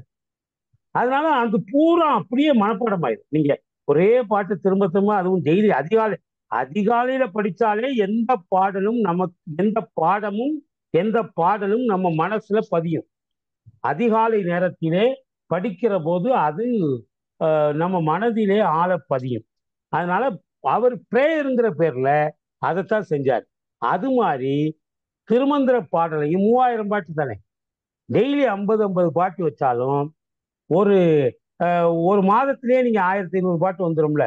50 × 30 2 மாசம் படிச்சா போதும். ஒரு வருஷத்துல நீங்க 5 தடவை படிச்சிடலாம், 5 தடவை 6 தடவை படிக்கலாம். ஆக இப்படி இல்ல, உங்களுக்கு ஒரு நாளைக்கு 50 பாட்டு படிக்க முடியல, 25 பாட்டு அப்படியும் நீங்க பண்ணலாம். உங்களால எது முடியுமோ. நம்முடைய சமயத்தை பொறுத்த மட்டும் நீங்கள் இப்படித்தான் படிக்க வேண்டும், இப்படித்தான் செய்யணும்னு எல்லாம் சொல்லல. இத்தனை பாட்டு டெய்லி படிக்கணும்னா நம்ம யாரும் எழுதி வைக்கல. ஆனால் ஒரு பிராக்டிஸை நீங்க வழக்கப்படுத்தி கொண்டால் அதை விடாமல் கடைபிடித்தீர்கள் என்றால் பாடல்கள் அவ்வளவு ஈஸியாக உங்களுக்கு மனப்பாடம் ஆவதற்கு வழியாக இருக்கும். ஆக மூலன் உரை செய்த 3000 தமிழ் ஞாலம் அறியவே நன்றி அருளது காலை எழுந்து கருத்தறிந்து ஓதிடின் ஞாலத் தலைவனை நன்னுவர் அன்றே. அடுத்து பாருங்க, வைத்த பரிசே வகை வகை நன்னூலின் முத்தி முடிவிது 3000 புத்திசை பூர்வத்து 3000 பொது வைத்த சிறப்பு தரும் இவைதானே. நல்லா கேளுங்க, நமக்கு 3000 பாடல்கள் நமக்கு கிடைத்திருக்கிறது. அது மொத்தம் 9 தந்திரங்களாக பிரிக்கப்பட்டிருக்கிறது. இதுல முதல் 5 தந்திரங்கள் இருக்குல்ல, அவை பொதுவானவை. முதல் 5 தந்திரங்கள் பொதுவானவை. அதற்கு பிறகு உள்ள 4 சிறப்பானவை. முதல் 4 பொதுவானவை, எல்லோராலும் படிக்க முடியும், எல்லோராலும் பின்பற்ற முடியும். ஆனால் பின்னால வரக்கூடிய 4 இருக்குல்ல, அந்த 4ம் மிக மேம்பட்ட நிலையிலே, அனுபவப்பட்ட நிலையிலே, இறைவன் மீது எல்லையற்ற பக்தியை தங்களுக்குள்ளே வளர்த்து கொண்ட ஞானிகளும் யோகிகளும் தான் அந்த பின்னால் உள்ள 4 தந்திரம் சிறப்பான தந்திரங்கள். இந்த 3000 பாட்டையும் 9 பிரிவா பிரிச்சிருக்கிறார். அதுல முதல் 5ம் பொதுவானது, அடுத்த 4ம் சிறப்பானது. அதைத்தான் இந்த பாட்டுல சொல்றாரு. வைத்த பரிசுல வகை. அந்த வகை நன்னூல்னா அந்த நல்ல திருமந்திர நூல் எப்படி இருக்குன்னா, முக்தி முடிவிது 3000 முதல் 3000 பாடல்களே 3000 முதல் பகுதியான பொது பகுதி உங்களை முக்திக்கு கொண்டு செல்லும். முதல் பகுதி பொது பகுதி, அது நம்மை முக்திக்கு வழிகாட்டும். அடுத்தாப்புல இருக்கிறது என்ன செய்யும்னா புத்தி தரும், ஞானம் தரும். ரெண்டுக்கும் வித்தியாசம் இருக்கு. இறைவனுடைய அருள் உங்களுக்கு கிடைத்து விட்டால் நீங்கள் ஞானம் அடையாமலேயே இறைவனை அடைய முடியும். அதுதான் திருமந்திரம் நாசுக்கா சொல்றாரு. முதலிலே உள்ள 5 தந்திரங்கள் பொதுவானவை, அதன் மூலம் நீங்கள் முயன்றீர்கள் என்று சொன்னால் உங்களுக்கு முக்தி கிடைக்கும். ஆனால் பின்னால் உள்ள 4 தந்திரங்கள் இருக்குல்ல, பாக்கி 4 அவைகள் சிறப்பானவை. அதை நீங்கள் படித்தால் ஞானம் கிடைக்கும். முதலிலே உள்ள பாதியை மட்டும் படிச்சீங்கன்னா ஞானம் இல்லாமல் இறைவனுடைய முக்தியை அடையலாம். ஆனால் பின்னால் உள்ள 4ஐயும் சேர்த்து படித்தால் ஞானத்தோடு நீங்கள் இறைவனை அடையலாம். அப்ப முதல் 5 பகுதிகள் முக்திக்கு வழி செய்யும், அடுத்த 4 பகுதிகள் புத்திக்கு வழி செய்யும். அதான் 2 பிரிவா சொல்றாரு. முதல் இது பொது, 2வது சிறப்பு. வைத்த பரிசே வகை வகை நன்னூலின் முத்தி முடிவிது 3000 புத்திசை பூர்வத்து 3000. முதல் 3000 முதல் பகுதி முத்திக்கு வழி செய்யும், 3000 2வது பகுதி புத்திக்கு வழி செய்யும். பொது வைத்த சிறப்பு தரும் இவைதானே. இவற்றை பொது என்றும் சிறப்பு என்றும் நாம் வகைப்படுத்திக் கொள்ளலாம். திருமந்திரம் 3000 பாடல்களை கொண்டது. அது 9 தந்திரங்களாக உள்ளது. முதல் 5 தந்திரம் பொதுவானது, பின் 4 தந்திரம் சிறப்பானது. இந்த பொது சிறப்பு தந்திரங்களை 3000 பாடல்களை ஓதுபவர்க்கு அது இம்மையிலும் பயனளிக்கும், மறுமையிலும் பயனளிக்கும். திருமந்திரத்தை படிச்சா புத்தி வரும். புத்தி இவ்வுலக வாழ்க்கைக்கு உதவி செய்யும். மறுமை பயன் எதுனா முக்தி. புத்தியும் தரும், முக்தியும் தரும். அதனால இது 2 பிரிவாக இருக்கிறது. முக்தி என்பது சிறப்பு, புத்தி என்பது பொது அப்படின்னு சொல்றாங்க. ரைட். இது இந்த 2 பாட்டு மட்டும்தான் திருமந்திரத்தை பற்றி. முதல் பாட்டுல இந்த 3000 பாட்டையும் டெய்லி காலையில எழுந்திரிச்சு கருத்து அறிந்து சொல்லுங்கள்னு சொன்னாரு. 2வது இது முதல் பாதி உங்களுக்கு ஞானத்தை, இது முக்தியை தரும். அடுத்த பாதி உங்களுக்கு புத்தியை தரும். ஒன்று பொது, ஒன்னொன்று சிறப்பு அப்படின்னு சொல்லிட்டாரு. இப்ப குரு மட வரலாறு. ஆக்சுவலா 100 பாடலோடு பாயிரம் முடிஞ்சிருது. ஆனால் சில நூல்கள்ல அதுக்கப்புறம் ஒரு 12 பாட்டு சேர்த்து, இது எல்லாம் உங்கள்கிட்ட இருக்கிற நூல்ல எப்படி இருக்கோ தெரியாது. சில நூல்கள்ல இதுக்கப்புறம் வர்ற அந்த 12 பாட்டு இருக்குல்ல, அது வேறு வேறு லொகேஷன்ல காணப்படுது, வேற வேற இடத்துல இருக்குது. ஆனால் நம்ம அதையும் சேர்த்து, அது பொதுவான செய்தியா இருக்கிறதுனால அதையும் சேர்த்து பாயிரத்தோட முடிச்சிடலாம். 100 பிளஸ் எக்ஸ்ட்ரா அனெக்சர் ஒரு 12, அதையும் சேர்த்து 112ஓடு நம்ம பாயிரத்தை நிறைவு செய்யலாம். இப்ப 100 பாடல் முடித்து விட்டு 101வது பாடல். இது குரு மட வரலாறு. மடங்கள் எப்படி உருவானது என்றால், குருக்களை வைத்துத்தான் மடங்கள் உருவானது. ஞான சம்பந்தர் ஒரு குரு, ஞான குரு. அதனால அவரை வச்சு மதுரையில திருஞான சம்பந்தர் மடம் உருவாச்சு. அப்புறம் திருநாவுக்கரசர் ஒரு குரு, அதனால திருவாமூர்ல திருநாவுக்கரசர் மடாலயம் உருவாச்சு. இப்படி ஒவ்வொரு இடத்திலும் மடங்கள் உருவாவது யாராவது ஒரு குருவை வைத்துத்தான். திருவண்ணாமலைக்கு போனீங்கன்னா ரமண மகரிஷியுடைய மடாலயம் இருக்குது. கல்கத்தாவுக்கு போனீங்கன்னா ராமகிருஷ்ண பரமஹம்சருடைய மடாலயம் இருக்குது. அப்ப மடம் என்றால் அதுக்கு ஒரு குரு வேணும். அந்த குருவில இருந்தா அவங்களுடைய வழி வந்தவர்கள் பிரசித்மானந்தர், கமலானந்தர். இப்ப இலங்கையில போனீங்கன்னா கொழும்புல இருந்து யாழ்ப்பாணம் வரைக்கும் நிறைய இடங்கள்ல ராமகிருஷ்ணா மடம் இருக்கு. ஒவ்வொரு இடத்துலையும் பள்ளிக்கூடங்கள் நடத்துறாங்க. பள்ளிக்கூடத்துல சாமியார்கள் இருக்கிறாங்க. அவங்கெல்லாம் அந்த ராமகிருஷ்ண மடத்தின் குரு பலியிலே வந்தவர்கள். அது மாதிரி குருக்கள் தான் மடங்களை தோற்றுவிக்கிறார்கள். அப்படி திருமூலர் காலத்துல 8000 ஆண்டுகளுக்கு முன்னால எத்தனை குரு பீடங்கள் இருந்தது என்பதை இதுல சொல்றாரு. 7 பீடங்கள் இருந்தது. நல்லா கவனிங்க, இதுல அகத்தியர்லாம் கிடையாது. அப்ப என்ன தெரியுதுன்னா, அகத்தியர்லாம் பிற்காலத்திலே வந்திருக்கிறார்கள். இது திருமூலருடைய வாக்கு. இந்த பாருங்க, வந்த மடம் 7 மடங்கள் குருக்களை பின்பற்றி வந்தது. மண்ணும் சன்மார்க்கத்தின், சன்மார்க்கம்னா இது வள்ளலார் சொல்லுகிற சன்மார்க்கம் இல்லை. சன்மார்க்கம்னா இது சித்தாந்தம், மார்க்கம்னா வழி. சன்மார்க்கம் என்றால் புனிதமான வழி என்று அர்த்தம். இந்த இடத்துல புனிதமான வழி என்பது சித்தாந்தம் தான். சித்தாந்தத்தை அடியொற்றி 7 மடங்கள் எழுந்தன. வந்த மடம் 7 என்னையா கணேசமூர்த்தியா கையாட்டினீங்களே, எதுவும் சொல்லணுமா? இல்லையா? சரி. என்ன 7 மடங்கள். அன்மியூட். அன்மியூட். யார்? நானா? இல்ல கணேசமூர்த்தி. கணேசமூர்த்தி. இல்ல எதுவும் சொல்லணுமான்னு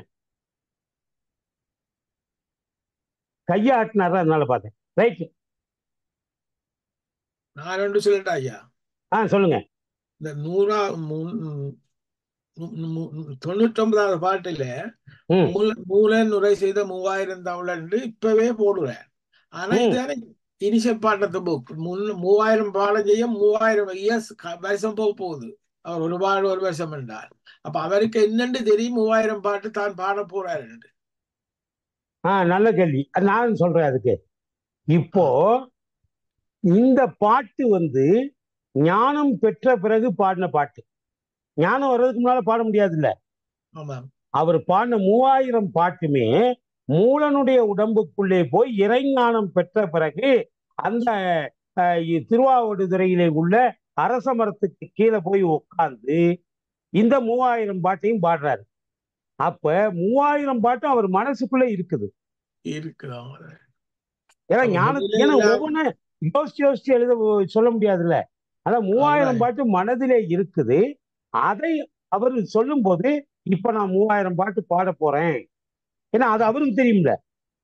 அதான் 3000 தமிழையும் இந்த மூலன்னு சொல்ல போறேன். அதை நல்லா கவனிச்சு கேட்டு அதனுடைய பொருளை உணர்ந்து கொண்டு தினசரி காலையில பாடுங்கிறார். ஆக எழுத போகிறேன் என்பது அவருக்கு தெரியும், மற்றவங்களுக்கு தெரியாதுன்னா அவருக்கு தெரியும். அதனாலதான் அவர் மூலன் குறை செய்த தமிழ்னு 3000 தமிழ்னு சொல்றாரு. Okay, right, okay. அப்ப வந்த மடம் 7 மடங்கள் வந்தன. எது? சன்மார்க்க வழியிலே, சைவ சித்தாந்த வழியிலே மண்ணும் என்றால் என்றைக்கும் நிலைத்திருக்கக்கூடிய 7 மடங்கள் வந்தன. முந்தி உதிக்கின்ற மூலன் மடவரை. இந்த மடங்களிலேயே எது முன்னால் முதலில் தோன்றியது என்று சொன்னால் இந்த மூலனிலே இருந்துதான் அது உதிக்கிறது.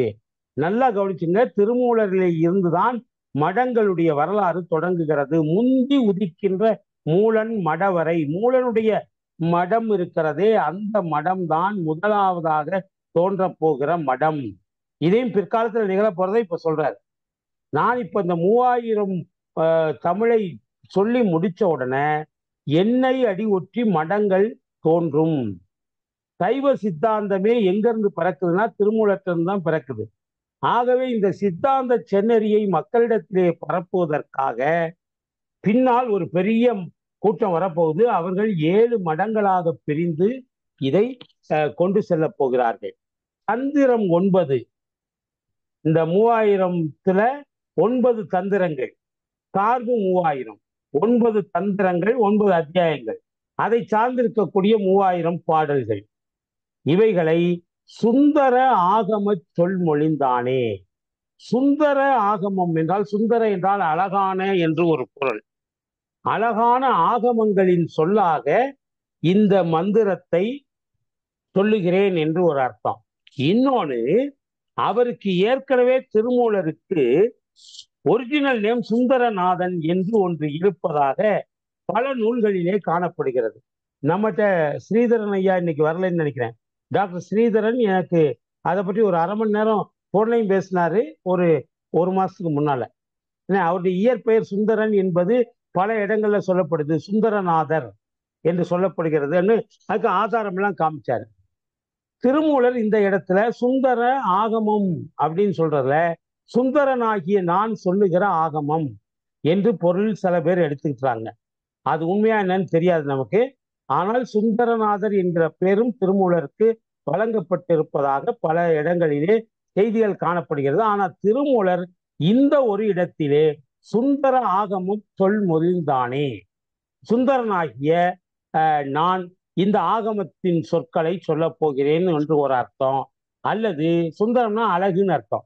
அழகான ஆகம சொற்களை நான் இங்கே சொல்ல போகிறேன் என்று. கைலாய பரம்பரை என்று சொல்லுகிறோமே, மடங்களுடைய பரம்பரையை திருக்கைலாய ஞான பரம்பரை என்று நாம் திருவாவடுதுறை ஆதீனத்தை நாம் சொல்லுகிறோம். அந்த திருக்கைலாய ஞான பரம்பரை திருமூலரிடத்திலே இருந்துதான் தொடங்குகிறது. கைலாய பரம்பரையில் வந்த 7 மடங்களும் சன்மார்க்கத்தை போதிக்கக்கூடியவை. அந்த மடத்தினுடைய தலைவராக இருந்து திருமூலர் அழகான ஆகமங்களை மொழிந்தார் அப்படின்னு சொல்லி இந்த பாடல் சொல்லுது. சரி, அது 7 மடங்கள் யார் யாரு? எல்லாம் ஒவ்வொரு மடமும் ஒரு குருநாதரை வச்சுதானே ஆரம்பிக்கும். அப்ப திருமூலர் சொல்லக்கூடிய அந்த மடங்களுடைய தலைவர்கள் யார் என்பதை அடுத்த பாட்டுல சொல்றாரு. கலந்தருள் காலங்கர், 1வது காலங்கர் என்று சொல்லக்கூடியவர், அவர் ஒரு குரு. தம்பால் அகோரர். அகோரர் என்பவர் இரண்டாவது. இந்த அகோரர் வழியிலே வந்தவர்கள் தான் வடநாட்டிலே உள்ள அகோரிகள் என்று சொல்லக்கூடியவர்கள். அதே மாதிரி காலங்கர் வழியில வந்தவங்க காலங்கிகள் அப்படின்னு சொல்லப்படக்கூடியவங்க. காலங்கர், அகோரர் ரெண்டாச்சா. அப்புறம் நலம் தரு மாளிகை தேவர். மாளிகை தேவரை தான் திருமாளிகை தேவர் என்று சொல்லுகிறோம். 11ஆம் நூற்றாண்டிலே இவர் எழுதியதாக சொல்லப்படுகிற பாடல்கள் இருக்கிறது. திருமாளிகை தேவர் அது மூன்றாவது. காலங்கர், அகோரர், திருமாளிகை தேவர். நாதாந்தர், நாதாந்தர் என்று ஒருவர், நாதாந்தர் அவரே. அடுத்து புலங்கொள் பரமானந்தர், அஞ்சாவது பரமானந்தர்னு அவர் பேர்.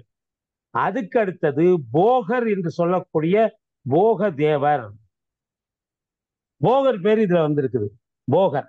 அவர் பின்னால சித்தர்கள்ல ஒருவராக கருதப்பட்ட போகர் தானா இல்ல இவர் வேறையாங்கிறது இன்னும் சர்ச்சைக்குரியதா இருக்குது.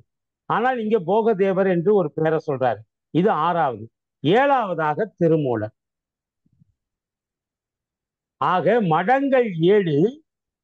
திருமூலர் சன்மார்க்கத்தை போதிப்பதாக 7 மடங்கள் உருவாகின்றன.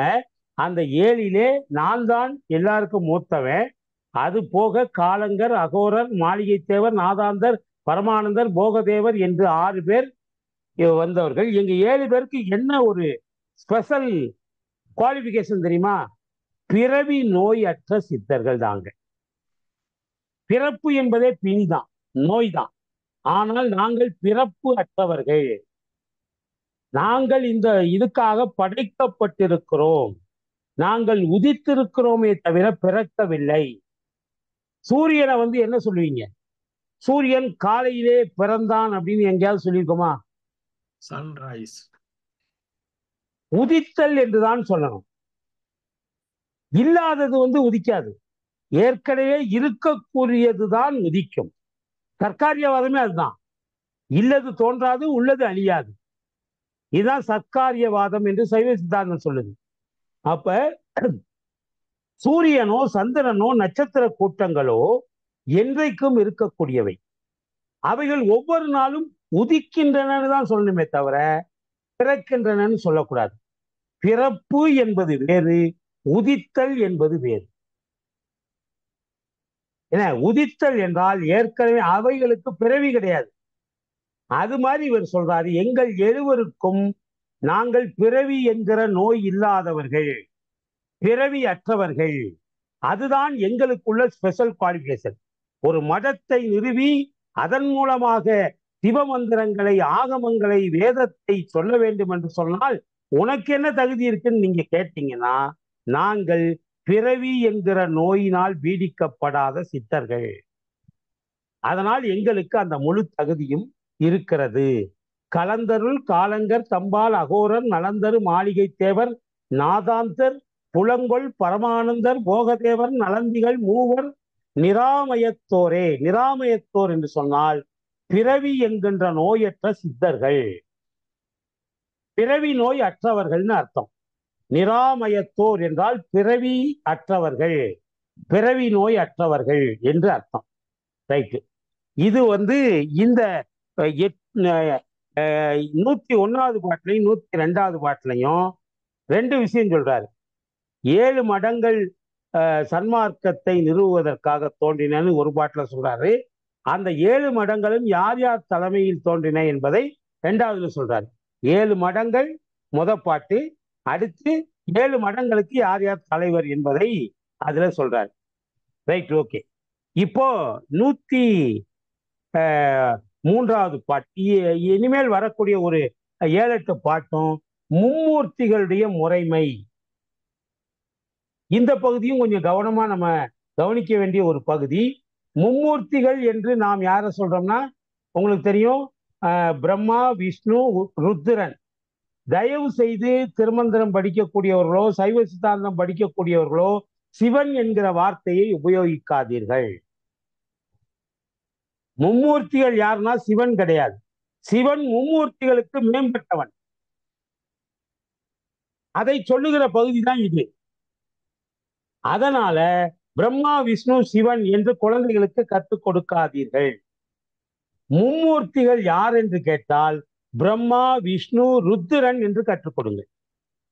பிரம்மா, விஷ்ணு, ருத்திரன் என்றுதான் கற்றுக் கொடுக்க வேண்டும். சிவன் என்று கற்றுக் கொடுக்க கூடாது. மும்மூர்த்திகள்னா இங்க 3 தான். ஏனென்றால் சிவன் இந்த மும்மூர்த்திகளுக்கு மேம்பட்டவன். அப்கோர்ஸ் ருத்திரன் சிவனுடைய ஒரு அம்சமாக இருக்கலாம், ஆனாலும் அவன் சிவன் அல்ல. சிவன் எடுக்கக்கூடிய நாடகத்திலே அவன் ஒரு கதாபாத்திரம். ருத்திரன் எல்லாருமே கதாபாத்திரம் தான். இல்லாத மேடை ஒன்றில் எழுதாத நாடகத்தில் எல்லோரும் நடிக்கின்றோம். கண்ணதாசன் சொன்னார், இந்த உலகம் என்பது ஒரு மாயை. இது மேடை மாதிரி தெரியுது, ஆனா அது இல்லை. இல்லாத மேடை, அதை எழுதாத நாடகம், அதுலதான் நாம் நடிச்சுட்டு இருக்கிறோம். ஆக அளவில் மும்மூர்த்திகள் யார்னா அந்த பிரம்மா, விஷ்ணு அண்டு ருத்திரன். அளவில் இளமையும் அந்தமும் ஈரும், அளவியல் காலமும் நாளும் உணரில். நம்முடைய வாழ்க்கையிலே, இந்த உலக வாழ்க்கையில ஆரம்பம், இளமை, முடிவு, ஆரம்பம், இளமை, முடிவு, இவைகளுக்கு இடையிலான அளவு. எப்ப ஆரம்பிக்கிறோம், எப்ப இளமை பருவம் வருது, எப்ப இளமை பருவம் முடியுது, எப்ப நம்ம வாழ்க்கை முடியுது, இதையெல்லாம் உணரக்கூடிய அந்த இது கணக்கீடு. இவை நாளும் உணரில். இந்த நாளையும் வச்சு நீங்க கணக்கு போட்டா இளமை, அந்தம், ஆதி, அளவை, இந்த நாளையும் வச்சு நீங்க கணக்கு போட்டீங்கன்னா சங்கரன் ஒருவன் மட்டும்தான் பிறப்பு இறப்பு என்கின்ற தளர்வு இல்லாதவன். ஆன்மாக்களுக்கு சுகத்தை அளிக்கக்கூடிய சங்கரன் ஒருவனுக்குத்தான் பிறப்பும் இறப்பும் கிடையாது. மற்ற எல்லாருக்கும், பிரம்மாவுக்கும் பிறப்பு இறப்பு உண்டு, விஷ்ணுவுக்கும் பிறப்பு இறப்பு உண்டு, ருத்திரனுக்கும் பிறப்பு இறப்பு உண்டு. அதனால்தான் அவர்களை எல்லாம் விட பெருந்தெய்வமாக சங்கரன் இருக்கிறான். இப்ப நீங்க ராமாயணத்துல ராமர், திருமால் ராமனாக அவதாரம் எடுத்தார். ஒரு தாயினுடைய கர்ப்பத்துல பிறந்தார். அதே மாதிரி அடுத்த கிருஷ்ணாவதாரத்துல தேவகி என்கிற ஒரு பெண்ணுடைய கர்ப்பத்துல பிறந்தாரு. எப்ப பிறப்பு என்று ஒன்று வந்து விட்டதோ அப்பொழுது எண்டு காடுன்னு ஒண்ணு இருக்கும். அதனால ராமனுக்கும் எண்டு காடு இருந்தது, கிருஷ்ணருக்கும் எண்டு காடு இருந்தது. ஏன்னா அவங்க கர்ப்பத்துல வந்திருக்கிறாங்க. கர்ப்பத்திலே வருகிறவர்களுக்கு கண்டிப்பாக முடிவு உண்டு. ஆரம்பம் என்று ஒன்று இருந்தால் அது முடிவு என்று ஒன்று கண்டிப்பா உண்டு. அது எந்த மாற்றம் கிடையாது. இது வாழ்க்கைக்கு மட்டுமல்ல, எதுக்குமே உண்டு. நம்மை துன்புறுத்துகிற தொல்லைகளுக்குமே ஆரம்பம் என்று ஒன்று இருந்தால் முடிவு என்று ஒன்று இருக்கும். அதே மாதிரி நமக்கு வரக்கூடிய சந்தோஷங்கள் இருக்குல்ல, இதுக்கு ஆரம்பம்னு ஒண்ணு இருந்தால் அதற்கு முடிவு என்று ஒன்று. எங்க ஊர்ல பெரியவங்க எல்லாம் சொல்லுவாங்க, 30 வருஷம் வாழ்ந்தவனும் இல்லை, 30 வருஷம் வீழ்ந்தவனும் இல்லம்பாங்க. 30 வருடம் ஒருவன் வாழ்க்கையிலே படாத பாடுபட்டான்னா 30வது வருடத்துல பெரிய அளவுல இல்லைனாலும் அட்லீஸ்ட் அவன் அதுவரைக்கும் பட்ட கஷ்டத்திலிருந்து கொஞ்சமாவது ஒரு விடுதலை கிடைக்கும். அதே மாதிரி 30 வருஷம் ஏகபோகமா இருந்தாலும் வைங்க, 30 வருஷம் அவ்வளவு இதா இருந்தாலும் வைங்களேன், கடைசி நீங்க கம்பரை ஆதரித்த வள்ளல் உங்களுக்கு தெரியும், சடையப்ப வள்ளல். அவரு உங்க இலங்கைக்கு பரராசன் என்கிற ஒரு மன்னன் இலங்கையை ஆண்ட போது அனுராதபுரத்தையோ இதே தலைநகராக கொண்டு ஆண்டான். அவனுக்கு அங்க உங்க நாட்டுல உணவு பஞ்சம், இங்க ராஜா கூட கிடையாது சடையப்ப வள்ளல். அவன் ஒரு வேளாண் இனத்தினுடைய தலைவர். இங்க இருந்து கப்பலா அரிசி அனுப்பி வச்சிருக்கிறார் இலங்கைக்கு. இலங்கையினுடைய பசிப்பினியை இது யார் சொல்றா? மகாவம்சம் என்ற நூல் சொல்லுது. உங்க இலங்கையிலே வரக்கூடிய வரலாற்று ஆதாரங்கள் எல்லாம் சொல்லுது, சடையன் என்பவரிடத்தில் இருந்து அரிசி மூட்டைகள் கப்பல் வழியாக கடல் வழியாக வந்ததுன்னு சொல்லப்படுது. என்ன அப்ப ஒரு ஆரம்பம் என்று ஒன்று இருந்தால் அது வாழ்க்கைக்கு மட்டுமல்ல, வாழ்க்கையிலே நாம் சந்திக்கக்கூடிய எல்லாவற்றிற்கும் ஒரு தொடக்கம் என்று இருந்தால் ஒரு முடிவு என்று ஒன்று இருக்கும். அதனாலதான் சங்கரன் பிறப்பதில்லை. திருமால் 9 தடவை பிறந்தார்ல, ஏன் சங்கரன் ஒரு தடவை கூட பிறக்கல அப்படின்னா, பிறந்தால் அவன் பெருந்தெய்வமாக இருக்க முடியாது. பிறப்பும் இறப்பும் இருப்பவர். அப்ப பெருந்தெய்வம் எது, சிறு தெய்வம் எது என்பதற்கு ஒரு அளவுகோல் வைத்து பார்த்தால், பிறப்பும் இறப்பும் உள்ளவர்கள் சிறு தெய்வம், பிறப்பு இறப்பு அற்றது பெருந்தெய்வம். அப்படி பார்த்தால் சங்கரன் ஒருவன் தான் பிறப்பு இறப்பு இல்லாதவன். பிரம்மா, விஷ்ணு, ருத்ரன் ஆகிய மூவருமே பிறப்பு இறப்பிலே உழன்று கொண்டிருக்கிறார்கள். ஆனால் பிறப்பு இறப்பு இல்லாமல் இருப்பதால் அவன் தளர்வில்லாதவனாக சங்கரன் மட்டுமே காட்சி தருகிறான். ஆதிப்புரானும் அணிமணி வண்ணனும் ஆதி கமல தளர்மிசையானும் சோதிக்கில். ஆதிப்புரான் என்றால் நம்ம சிவபெருமான், ஆதியில் உள்ள புரான். அணிமணி வண்ணன் என்றால் மணிவண்ணன். மணிவண்ணன்னா அவர் அலங்கார பிரியர். யாரு? மகாவிஷ்ணு. அதனால அணி மணி வண்ணன். எப்பயுமே பெருமாள் கோயில்ல பாத்தீங்கன்னா பெரிய அளவு நகைகள் இருக்கும். அது ஒரிஜினல் நகை இல்லைனாலும் இதாவது டூப்ளிகேட் நகைகளாவது போட்டு முழுக்க முழுக்க நகையை சாத்தி தான் வச்சிருப்பாங்க. ஏன்னா அவர் அலங்கார பிரியர்.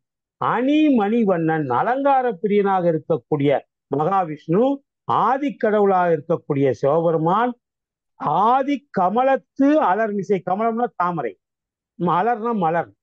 தாமரை மலரின் மீது இருக்கக்கூடிய பிரம்மா, ஆதிக்கடவுள் சிவபெருமானும் அலங்கார பிரியனான மகாவிஷ்ணுவும் பத்மத்திலே தாமரையிலே அமர்ந்திருக்கக்கூடிய பிரம்மனும், இந்த மூன்று பேரையும் நாம் சோதித்து பார்த்தால், மூன்று பேர்ல யார் பெருந்தெய்வம் என்பதை சோதிக்கில். மூன்றும் தொடர்ச்சியில் ஒன்று எனர். இந்த இடத்துல இவர் ஆதிப்புரான் என்பது சிவனை சொல்லல, ருத்ரனைத்தான் சொல்றார். ருத்ரனும் விஷ்ணுவும் மலர் மீது இருக்கக்கூடிய பிரம்மாவும் மூவரையும் நாம் ஒப்பிட்டு பார்த்தால் மூவருமே தொடர்ச்சியில் ஒன்றனர். மூவருமே ஒரே மாதிரியான தொடர்பு உடையவர்கள். என்னன்னா, பேதித்து உலகம் பிணங்குகின்றார்களே. இவர்கள் மூவருமே இந்த உலக வாழ்க்கையிலே பிறந்து பிணக்குகளை சந்தித்திருக்கிறார்கள். ராமன் கடவுளாக இருந்தாலும் இந்த மண்ணுக்கு வந்த பிறகு, சீதா பிராட்டியை பறிகொடுத்த பிறகு ஒரு 11 மாதம் காட்டிலும் மேற்கிலும் அவன் அழுது புலம்பிக்கிட்டே அலைஞ்சிருக்கிறான். மனம் உறுதி தளர்ந்து போய், மகாவிஷ்ணுடைய அம்சம்தான், ஆனால் இந்த மண்ணுக்கு வந்து விட்டால் இந்த மண்ணில் எப்படி நடைமுறைகள் இருக்கோ அது மாதிரி தான் வாழ்ந்தாகணும். அதனால அவனே கலங்கி தவிச்சிருக்கிறான். அதே மாதிரி பிரம்மா கலங்கி தவிச்சிருக்கிறான், ருத்ரனும் கலங்கி தவிச்சிருக்கிறான். ஆக இந்த 3 பேரும் ஒரே குட்டையில உருண மட்டைகள். 3 பேரும் ஒரே மாதிரியான தொடர்பு உடையவர்கள். 3 பேரும் பிறந்து கஷ்டப்படுறாங்க. அவங்க நினைச்சா பிறக்காம இருக்கலாம், ஆனா அவங்க 3 பேரும் பிறந்து கஷ்டப்படுறாங்க. அதனால ஆதிப்பிரானையும் அணிமணி வண்ணனையும் ஆதி கமலத்திலே இருக்கக்கூடிய பிரம்மனையும் சோதித்து பார்த்தால் மூன்றும் தொடர்ச்சியில் ஒன்றுதான். அவர்கள் பேதித்து உலகிலே பிணங்குகின்றார்களே. சுவாதித்தான சக்கரத்திலே இருந்து பிரம்மா படைத்தல் தொல்லை செய்கிறான். மணிப்பூரக சக்கரத்திலே இருந்து காத்தல் தொல்லை மகாவிஷ்ணு செய்கிறார். மூலாதாரத்திலே இருந்து ருத்திரன் அழித்தல் தொல்லை செய்கிறான். போன வாரமே இதை நம்ம டீட்டெயிலா பார்த்தோம். என்ன, இந்த மூன்றும் 3 கடவுளுக்கு உரியதா சொல்லப்படுது. ஆனால் இந்த மூவருமே சிவனுடைய அதிகாரத்தின் கீழ்ப்பட்டவர்கள். உயிர்களுக்கு உடம்பினை படைப்பது, காப்பது, அழிப்பது போன்றவற்றை செய்யும் செயல்களால் அவர்கள் மூவரும் ஒரே தன்மையுடையவர்கள். செய்யக்கூடிய காரியம் வேறுபட்டதா இருக்கலாம், ஆனால் அவர்கள் மூவருமே இந்த உடம்பை படைக்கிறார்கள், காக்கிறார்கள், அழிக்கிறார்கள். நல்லா கவனிங்க, உடம்பை மட்டும், ஆன்மா கிடையாது. என்னமா? ஆதி கமலத்து அலர் மிசையானும். அலர்னால் மலர்னு அர்த்தமா? மலர் என்ற கருத்துல வருதா? ஆமா ஆமா. கமலம் என்றால் தாமரை, தாமரை மலர் அப்படிங்கறதான் கமலத்து அலர். அதாவது கூம்பா இருந்தா தாமரை மொட்டுன்னு சொல்லுவாங்க. அது இது மலருவதை அலர் என்று சொல்லுகிறார். ஆதி புராணம் அணிமணி வண்ணனும் இதுதான் அந்த ஆதி உருத்தன் கமலத்து. மூலாதாரத்துல இருக்கிறாருன்றதுக்கு இது ஆதாரம், இந்த மந்திரம். ஆமா ஆமா, இது ஏற்கனவே நம்ம போன வாரமும் ஒரு பாட்டுல போன முறை பார்த்தோம். சொன்னீங்க. ஆமா, ஆமா, சொன்னோம். ஆமா. நன்றி ஐயா, அதனாலதான் இத நன்றி. ஆமா ஆமா. அப்ப ஆனா இந்த ருத்ரன் ஆதாரத்தை தேடிக்கொண்டிருந்தேன் நான். ஆனா நான் சரி, இவ்வளவு நாள் ருத்ரன் 3 பாட்டுக்கே மூலாதார பார்த்துட்டேன். சக்கரத்துல இருக்கிறான், மணிப்பூரகம், சுவாதிஷ்டானம். இந்த மூணுமே பாருங்க உடம்பினுடைய செகண்ட் ஹாஃப்ல இருக்கு, கீழ் பகுதியில இருக்கு. மூலாதாரம், சுவாதிஷ்டானம், மணிப்பூரகம். அநாகதம், விசுத்தி, ஆங்கை மேல் பக்கத்துல இருக்கு. என்ன, இந்த மூணையும் இயக்குகின்ற விசை, இதுதான் பவுண்டேஷன். இது வந்து ருத்ரன், விஷ்ணு, பிரம்மாவா இருக்கிறாங்க. இவர்கள் சிவபெருமானுடைய ஆணைக்கு கட்டுப்பட்டவர்கள். உயிர்களுக்கு தரப்படுகிற உடம்பை நல்ல கவனிங்க, உயிர்களுக்கு தரப்படுகிற உடம்பை படைப்பதும் அந்த உடம்பை காப்பதும் அந்த உடம்பை அழிப்பதும் தான் இவங்களுடைய வேலை. They are not connected with anyway, they are not connected with ஆன்மா. இந்த அதனாலதான் அவங்களை சிறு தெய்வம்ங்கிறாங்க. இவர்கள் 3 பேருமே, பிரம்மா, விஷ்ணு, ருத்ரன் 3 பேருமே உடல் சம்பந்தப்பட்ட ஆக்டிவிட்டிஸை செய்யறாங்க. ஆனால் ஆன்மா சம்பந்தப்பட்ட ஆக்டிவிட்டியை யார் செய்யறானா, அதை சிவன் தான் செய்கிறான். இம்மூவரும் ஒருவரை விட ஒருவர் பெரியவர் அல்ல. ஆனால் சிவன் பெருசா, ருத்ரன் பெருசா, விஷ்ணு பெருசா, பிரம்மா பெருசானா, இவங்க 3 பேர்ல யாருமே ஒருவரை விட ஒருவர் பெரியவர்னு சொல்ல முடியாது. அதனாலதான் அந்த ஞானம் இல்லாததுனாலதான் சிவபெருமானுடைய அடிமுடியை தேடி போனாங்க. யாரு? மகாவிஷ்ணு, பிரம்மாவும். அதுதான் திருமூலர் சொல்றாரு, அவங்க 3 பேருக்குள்ள நீ பெரியவனா நான் பெரியவனான்னு யாரும் சண்டை ஓட்டுக்காதீங்க, 3 பேரும் ஒண்ணுதான். உங்களிலே யாரும் உயர்ந்தவர்கள் யாரு தாழ்ந்தவர்கள் என்று கணக்கு போட முடியாது, நீங்கள் 3 பேருமே ஒன்றுதான் என்பதை தெளிவா இதுல சொல்றாரு. அதனால பேதித்து உலகம் பிணங்குகின்றார்களே, அதனால் உங்களுக்குள்ளே யார் உயர்ந்தவர்கள் என்று பேதித்து இந்த உலகத்திலே பிணக்குகளை ஏற்படுத்தாதீர்கள் என்பதை இதுல சொல்றாரு. அடுத்து 105, ஈசன், இந்த ஒரு பாட்டோட முடிச்சுக்குவோம். ஈசன் இருக்கும் இருவினைக்கு அப்புறம் பீசம் உலகில் பெருந்தெய்வம் ஆனது. ஈசன்னா யாரு? இந்த இடத்துல சங்கரன், சிவபெருமான். அவன் இருவினைக்கு அப்பால் இருக்கிறான். அவனுக்கு நல்ல வினையும் கிடையாது, தீய வினையும் கிடையாது. நல்வினை தீவினை கிடையாதுன்னா என்ன அர்த்தம்னா, அப்ப அவன் ஒண்ணுமே செயல்படாம இருக்கிறானா? ஒண்ணுமே செயல்படாம இருந்தா அவனை நான் ஏன் கும்பிடணும்? அவன் எனக்கு ஏதாவது நல்லது செய்வாங்கிறதுனால தானே நீங்க அவனை கும்பிட சொல்றீங்க. ஆனால் அவன் நல்லதும் செய்ய மாட்டான், தீயதும் செய்ய மாட்டான், அவனுக்கு நல்வினையும் கிடையாது, தீவினையும் கிடையாது. அப்படின்னா அவனை நான் ஏன் கும்பிடணும்னு கேள்வி வரும். அதனால இந்த வரிக்கு அது அர்த்தம் அல்ல. ஈசன் இருக்கும் இருவினைக்கு அப்புறம் என்று சொன்னால் அவன் வினைகளை கடந்தவனே தவிர வினைகள் இல்லாதவன் அல்ல. இன்னும் சொல்ல போனால் அவன் வினைகள் செய்கிறான், ஆனால் வினைகளினால் விளைகின்ற பயன் அவனை தொடாது. இப்ப நமக்கு என்ன சிக்கல்னா, மனிதர்கள் நாம் வினை செய்கிறோம், நல்ல வினையும் செய்கிறோம், தீய வினையும் செய்கிறோம். ஆனால் அந்த வினையினுடைய பயன் ஆன்மாவை சென்று போய் சேருகிறது. அது மேல சித்திரகுப்தனோ அல்லது கண்ணுக்கு தெரியாத எவனோ கணக்கெழுதி வச்சுக்கிட்டு இருக்கிறான். எவனோ ஒருத்தன் எழுதி கணக்கு வச்சுக்கிட்டு இருக்கிறான். அந்த வினையினுடைய பயன் என்னை சேரும். நான் நல்ல வினை செய்தாலும் என்னை சேரும், தீய வினை செய்தாலும் என்னை சேரும். அதை கணக்கு பார்த்து அதற்கேற்ற மாதிரி என்னுடைய அடுத்த பிறவி அமைகிறது. என்னுடைய அடுத்த பிறவி அப்படி அமைகிறது அந்த வினைகளுக்கு. அப்ப இறைவன் வினைகளுக்கு அப்புறம் இருக்கிறான் என்று சொன்னால் அவன் வினைகள் செய்யாதவன், அவனுக்கு வினைகளே கிடையாது என்று அர்த்தம் அல்ல. அவன் இன்னும் சொல்ல போனா அவன் நல்வினையும் செய்யறான், தீவினையும் செய்யறான். சில ஆன்மாக்களை அழிக்கிறான்ல. ஒரு பயிர் நன்றாக இருக்க வேண்டும் என்றால் களையை பிடுங்கித்தானே ஆகணும். அதுக்காக களையை பிடுங்குறவன கொலைகாரன் சொல்ல முடியாதுல்ல. கொலையில் கொடியாரை வேந்து ஒருத்தல் பைங்கூழ் களை கட்டதனோடு நே. விவசாயத்துல நல்ல வளர்ந்து கொள்ளக்கூடிய பயிர்களுக்கு இடையில களைகள் இருக்கிறது. அந்த களைகளை பிடுங்காவிட்டால் இந்த பயிருக்கு வரக்கூடிய நீரை எல்லாம் களைகள் எடுத்துக்கொண்டு களைகள் வளருமே தவிர இந்த பயிர் வளராது, அல்லது பயிருடைய வளர்ச்சி பாதியாக சுருங்கும், களைகளுடைய வளர்ச்சி கலை எப்படியும் அதுல இருக்கக்கூடிய சத்துல ஒரு பகுதியா அந்த களைகள் எடுத்துக்கிடும். அதனால அந்த நல்ல விவசாயி என்ன பண்ணுவான், அந்த களைகளை பறிப்பான்.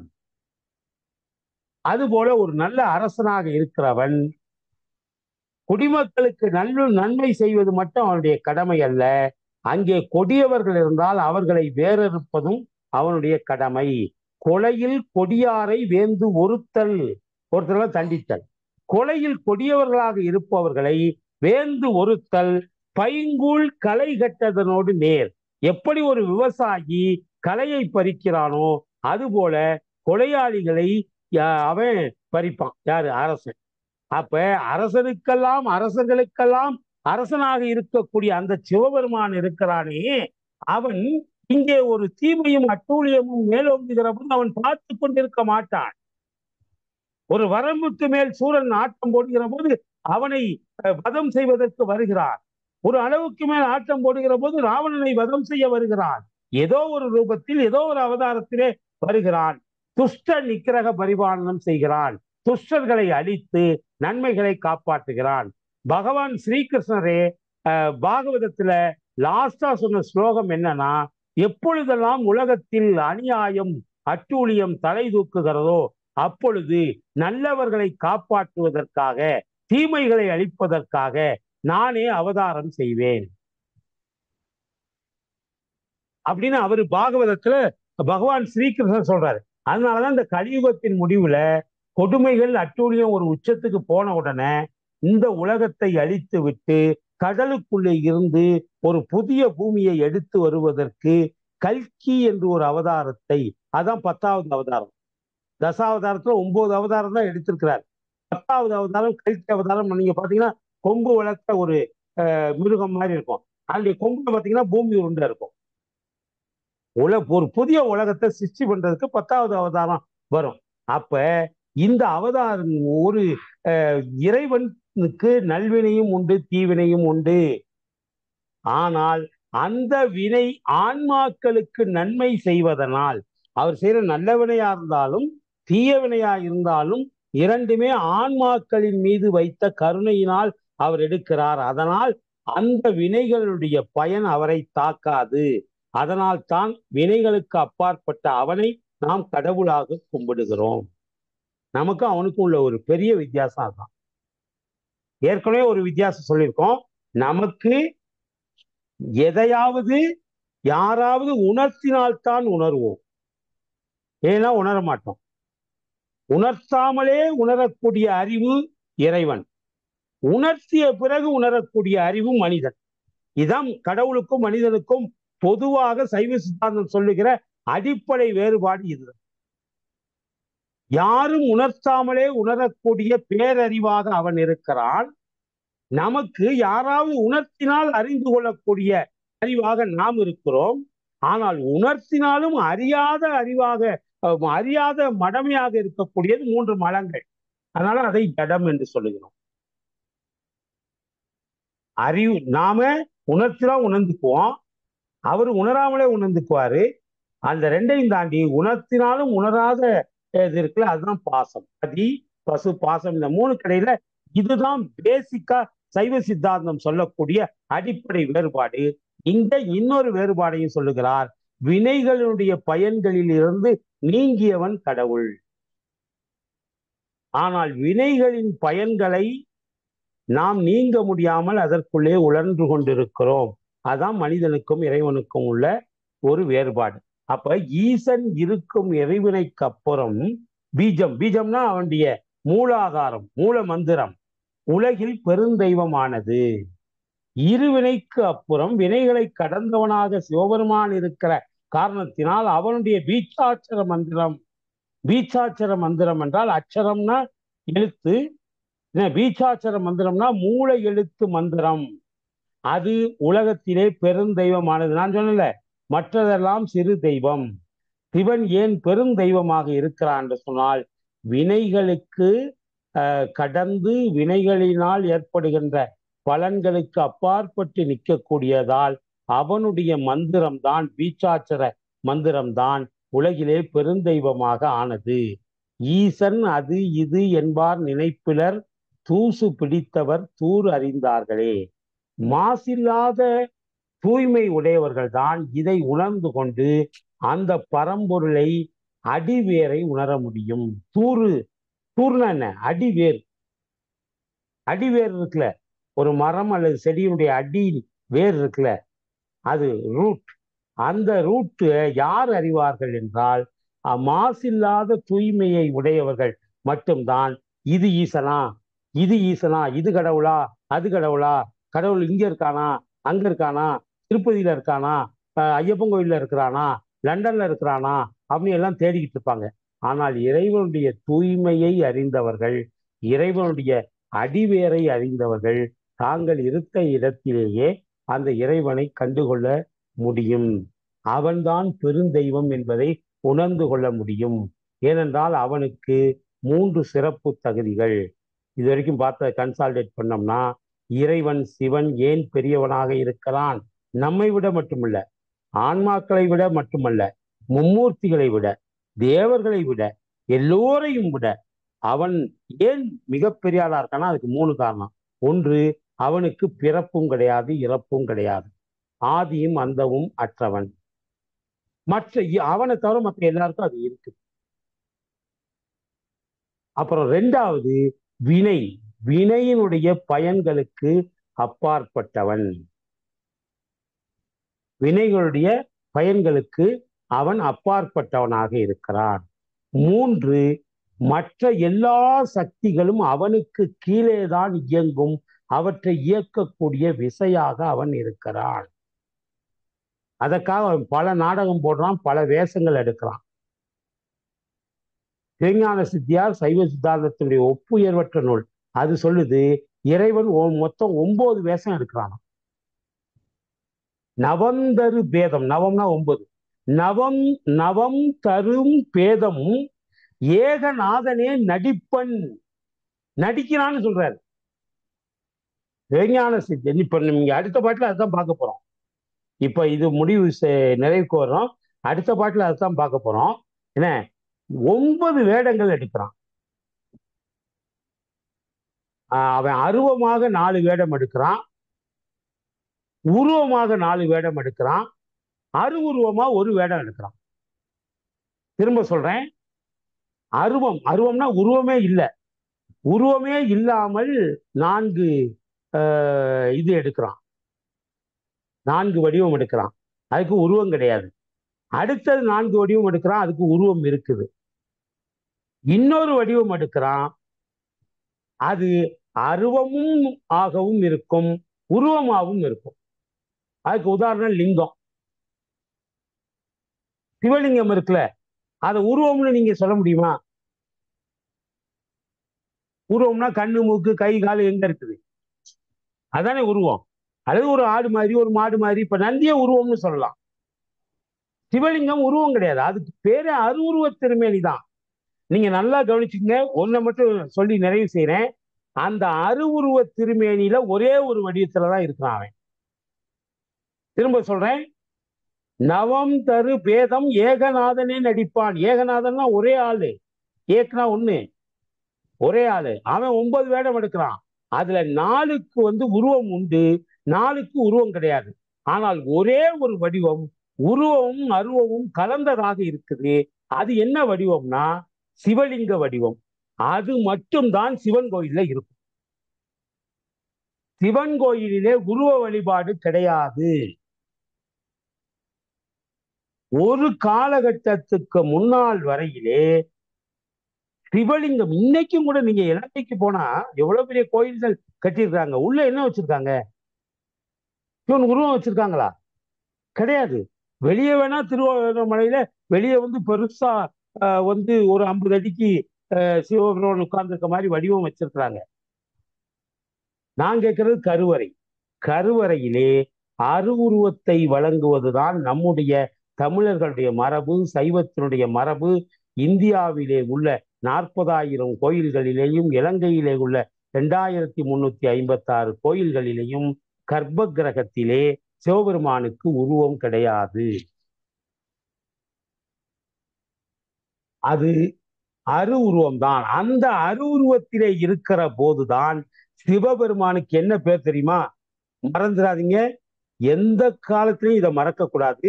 அரு உருவமாக இருக்கக்கூடிய சிவபெருமானுக்கு ஒரே ஒரு பேர் தான் உண்டு.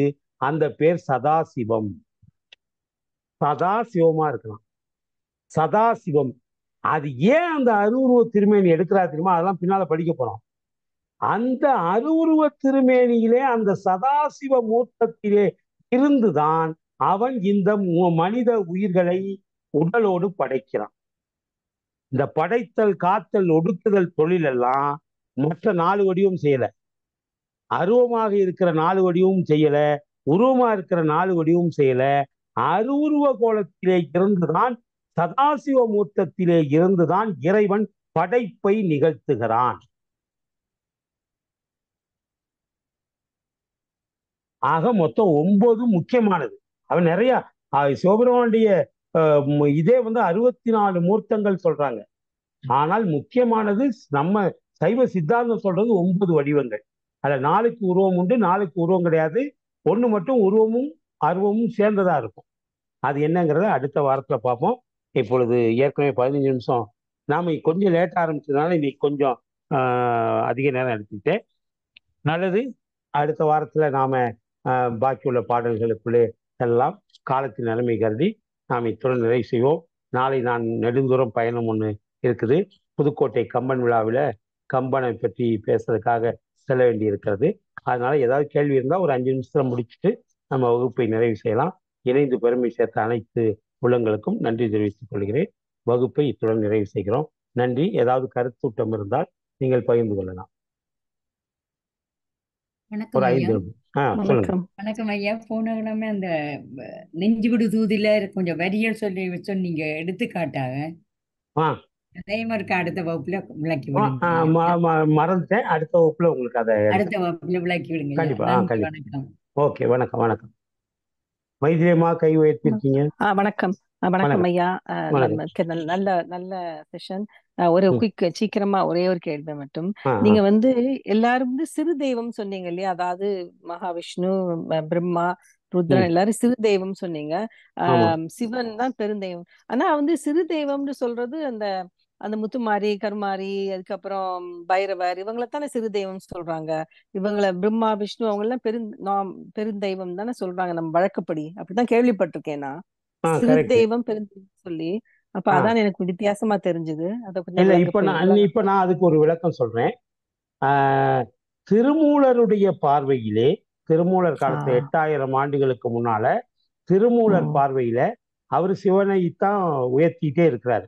அதனால அவருடைய பார்வையில சிவனை தவிர மற்றதெல்லாம் சிறு தெய்வம் என்று அவரு, ஆனா அந்த வார்த்தையை அவர் யூஸ் பண்ணல. ஆனால் சிவனை பெருந்தெய்வம்னு சொல்லுற போது ஆட்டோமேட்டிக்கா மற்றது சிறு தெய்வம்னு ஆயிருது இல்ல.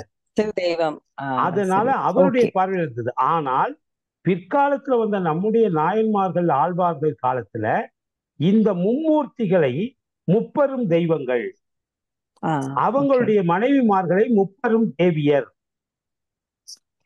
அப்படின்னு வந்துட்டாங்க. அது ஒண்ணும் தப்பு இல்லை.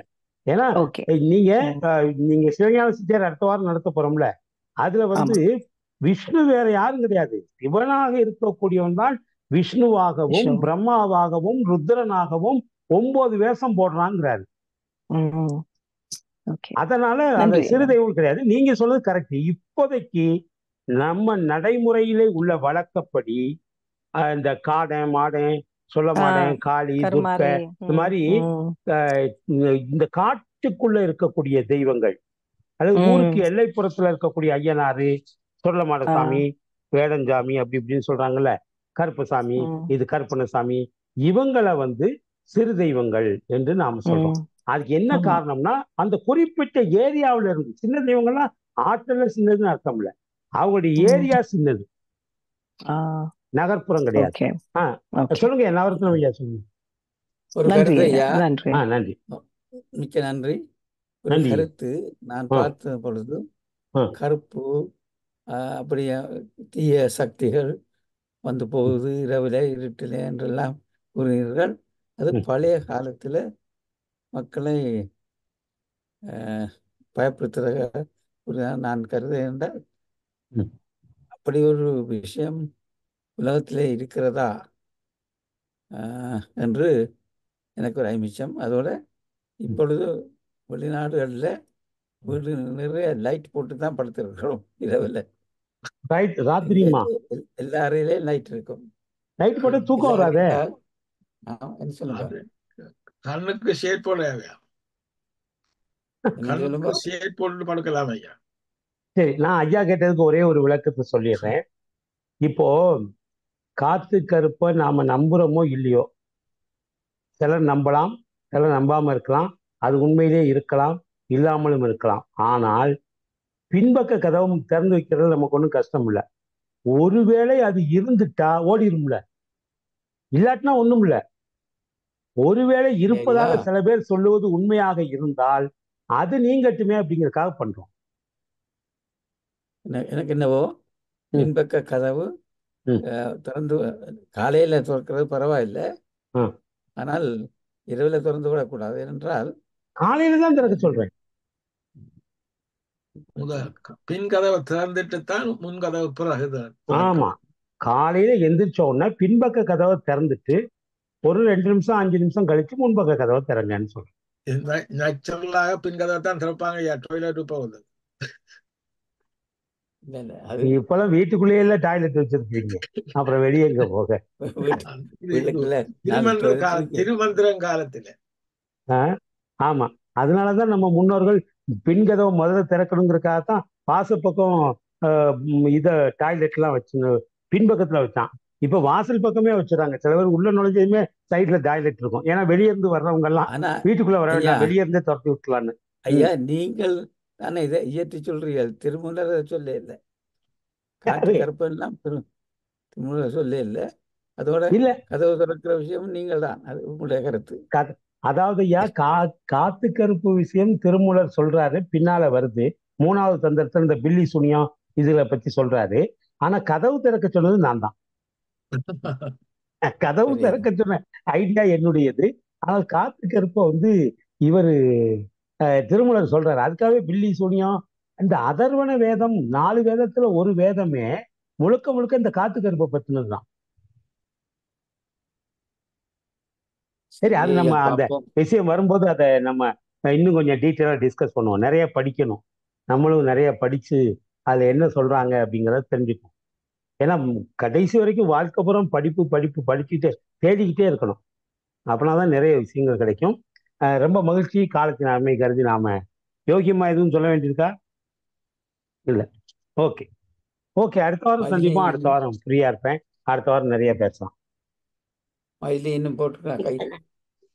மைதிலி அவங்க ஏற்கனவே பேசிட்டாங்க, அந்த கை சிம்பிள் எடுக்கல.